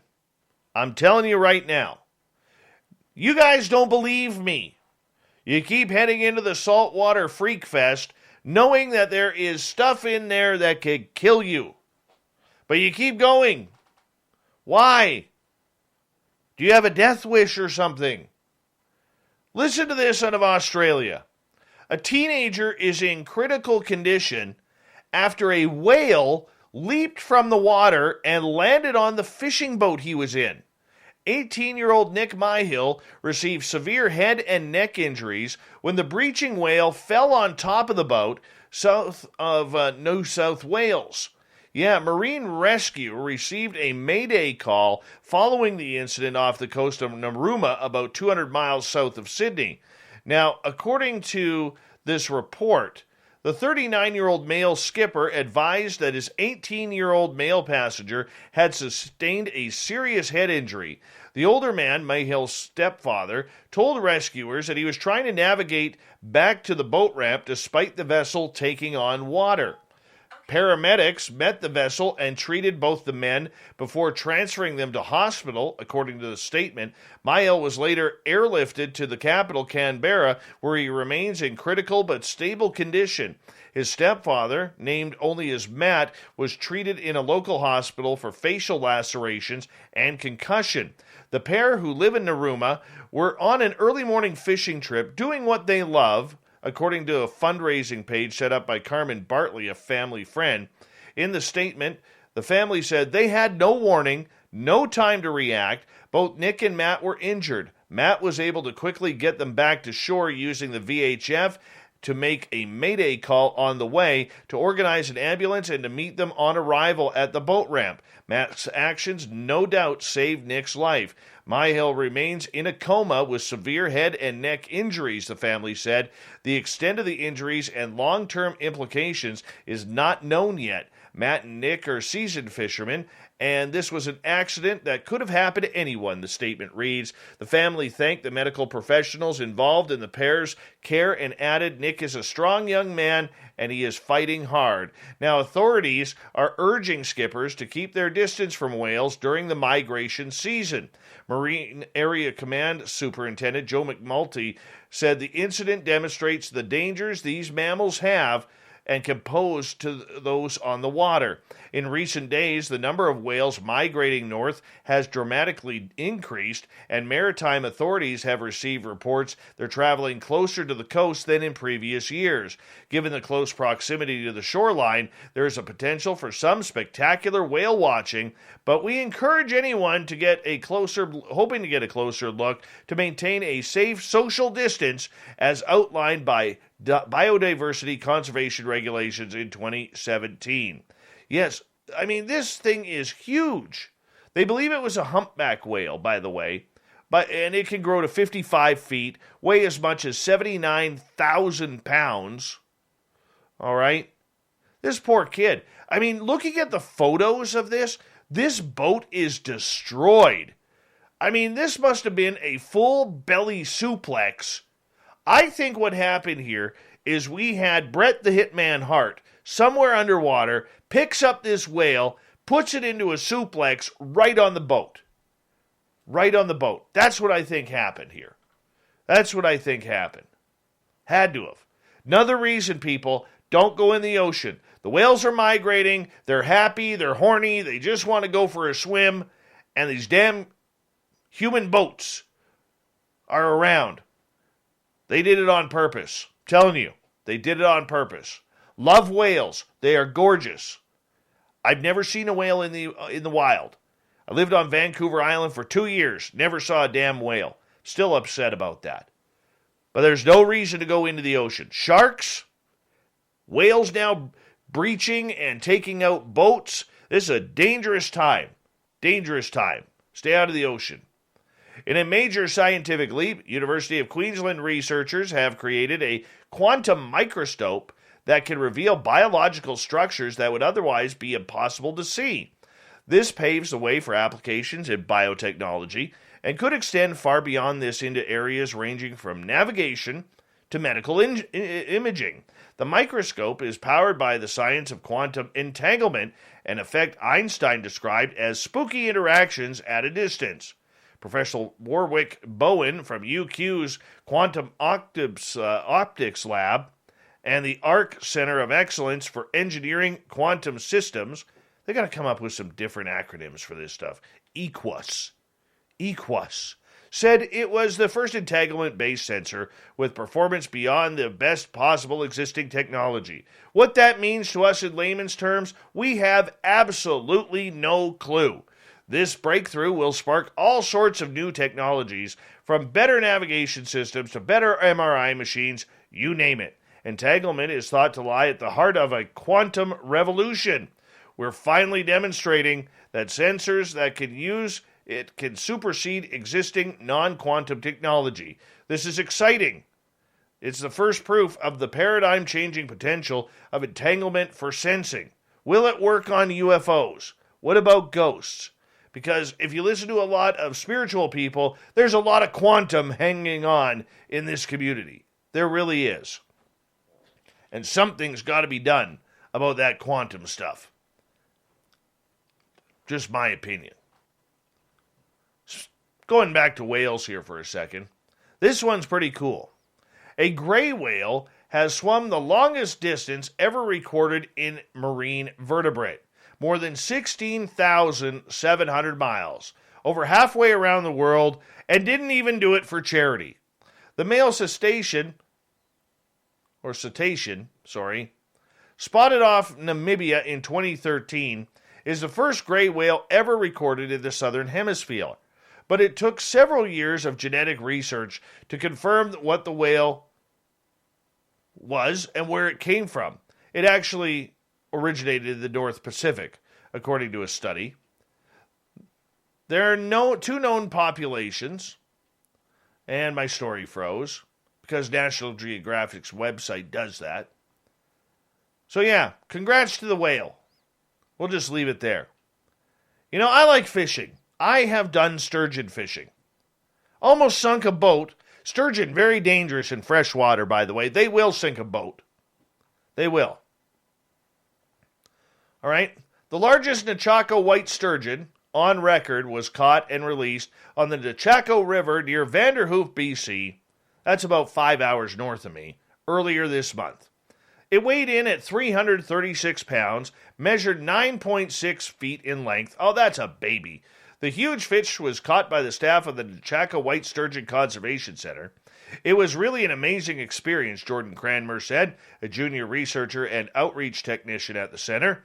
As she got closer and closer to the boat, we realized that we were in for a record. The sturgeon is estimated to be nearly 100 years old, is almost blind, and remarkably fertile, said Cranmer. She was first caught in 2011, and this capture was actually only 10 kilometers away from her original capture, Cranmer said. Since this capture, he says the fish has grown 52 pounds heavier and 7 inches or 18 centimeters longer.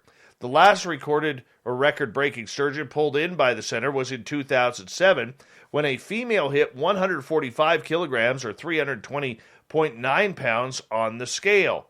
Cranmer says the sturgeon have long spawning lives so they could spawn, take a break for a few years, and then spawn again. When she was caught in 2011, she wasn't quite ready. She wasn't quite fertile, but it was really a great discovery to find out that she really was spawning this year, Cranmer said. Once caught, the fish was taken by staff to the research center to spawn before releasing her back into the river. While the Nechako River is a tributary of the Fraser River, studies have found that the sturgeons found in either river are genetically different from each other. According to the Nechako White Sturgeon Recovery Initiative, sturgeons in the lower Fraser can reach 6 meters in length, so you multiply that by 3.5, you're at about 20 feet long, great white size, and up to 800 kilograms, or well over 1,400 pounds. The Nechako White Sturgeon is considered endangered by the Committee of the Status of Endangered Wildlife in Canada. Cranmer said it's important people enjoy the outdoors respectfully and support habitat restoration in order to ensure spawning areas for the fish that remain protected. You know, the biggest sturgeon I caught was 75 pounds. And there's a rule on the Fraser River that when you lose your virginity of catching a sturgeon, before that fish goes back in the river, because you can't keep them, it's all catch and release. You have to give it a kiss, though. Yep, no tongue, but you got to give it a kiss. I gave that fish a kiss, right on its nose. One day I'll find the photo, but it was awesome. It was awesome. Fantastic experience. Fraser River, by the way, those fish get big. I watched a guy one time, a team of boaters, on one boat, there's a team of 4. I watched them for 2 hours battle a sturgeon that they believe was like 14 feet long, and well over 600 pounds, 700 pounds. Yeah. Then it broke the line. 2 hours, and then it broke the line. Now, this is one fertile lady.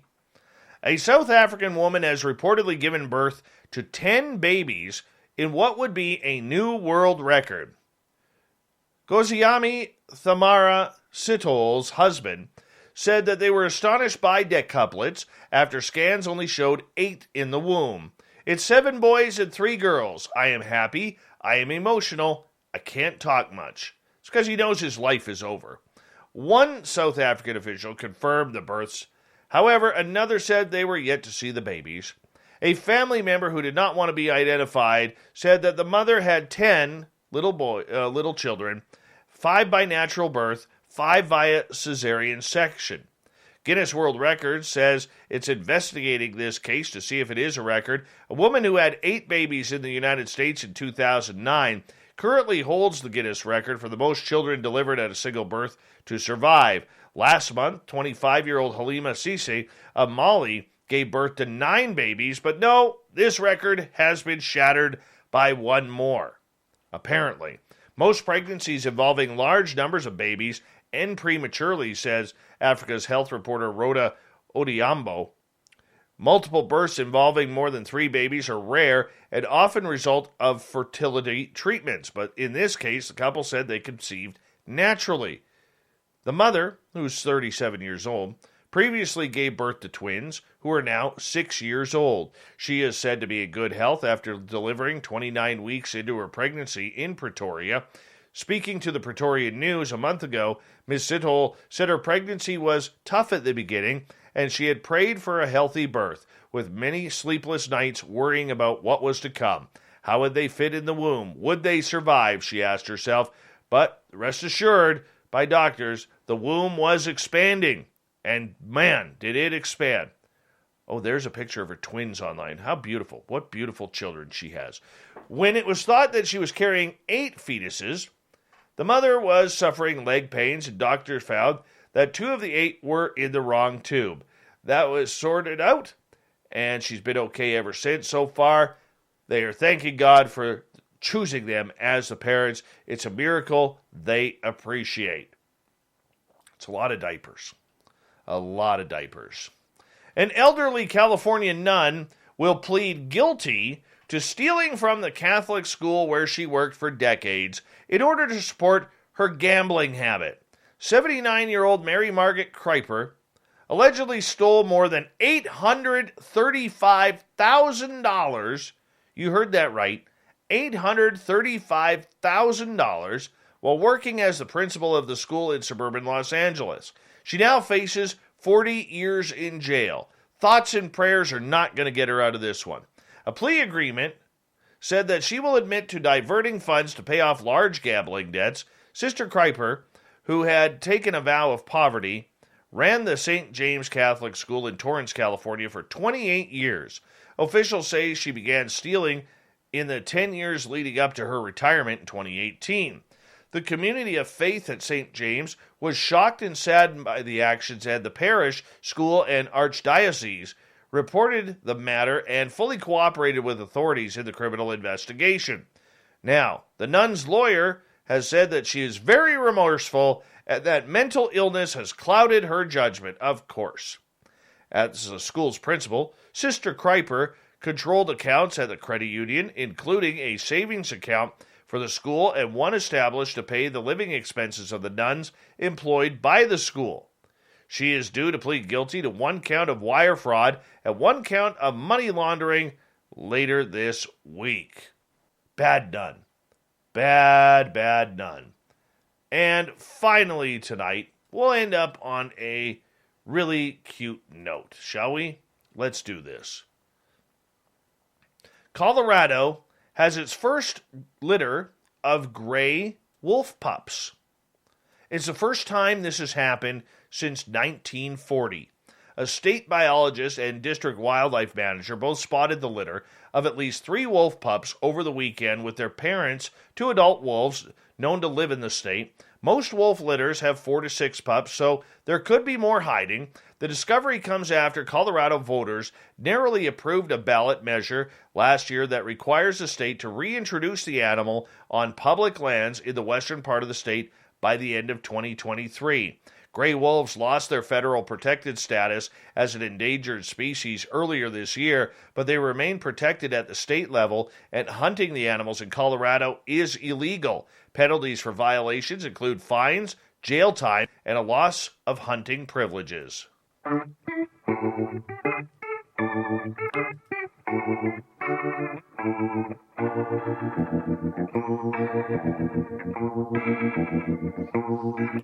Thought of the Day happens every night at this time, where we ask a question on our Facebook and Twitter pages, then read your responses on the air because we love the audience participation around here. Today's Thought of the Day is as follows. When do you think aliens will become part of the disclosure conversation? Let's head over to Twitter. Graham, this month, Nick, I definitely don't think they will tell us the truth about UFOs, and definitely don't think they would ever bring aliens into the conversation. The government has too much to lose by being truthful. Evil Carl, they could probably say on June 25th they might be people inside inner Earth, all long and living inside Earth that are advanced, and we have no idea what part of the Earth they are coming out from, and this is why the advanced ships are coming from somewhere. But are they humans? Hybrids? Who knows? Mark, unfortunately never. Too many questions that will never be answered for the mechanical aspect, so I don't feel the biological discussions will ever take place. Haunted, not sure. Would be great to have this conversation, but many humans are unpredictable in how we would react to such information. Many believe or know aliens are here, but overall, as a race, we aren't stellar when it comes to dealing with individuals different from us. Jackie, I don't know, but consider this their invite. Ronnie, not this month. Paul, that shocking moment people realize that there's no such thing as science fiction. Tim, after the UAPTF report drops, it becomes harder and more part of the conversation, but not aliens. They push verbiage will be hard on reframing to non-human intelligence. Cherry Pepsi Mike, given the current landscape, not for a while, and I'm okay with that. Things happen when they happen. Amy, I really wanted to be on your show, gave you all the info while you had one of the most boring guests ever. LOL. I mean, it was so bad it was good. You would looking to me for escape. Okay. I think she wants to be a guest, didn't like one previous guest. This is why I should pre-read the comments. Amy, you can come on the show.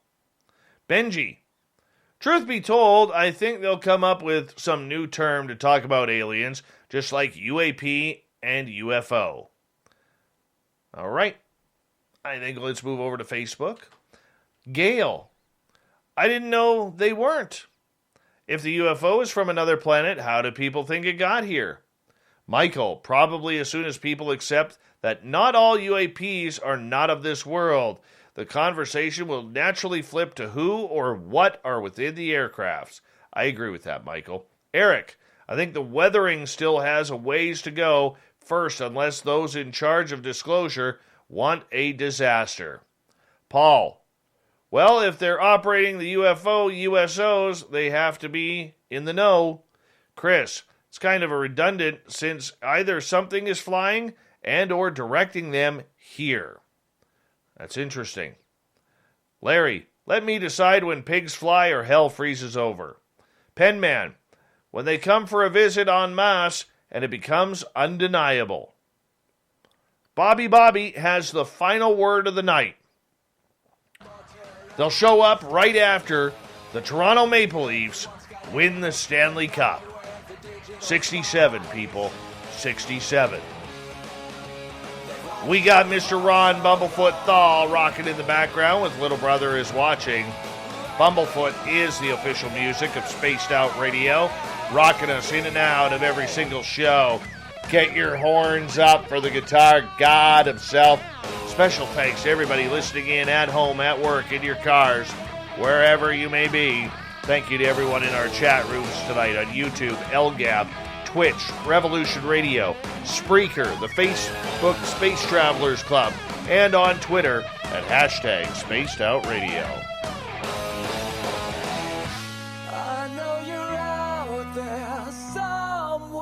Remember, this show is copyright by Spaced Out Radio and SOR Media Ventures Limited. Thank you so much for choosing to share your evening with us, because together, my friends, say it with me, we own the night. Mr. Bumblefoot, we need a favor. We need you to take us home.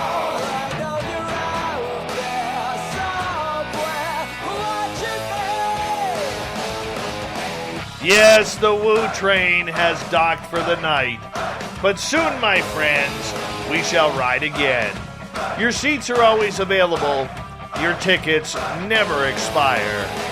And if you want to bring a friend, yep, we've got room for them too. Good night.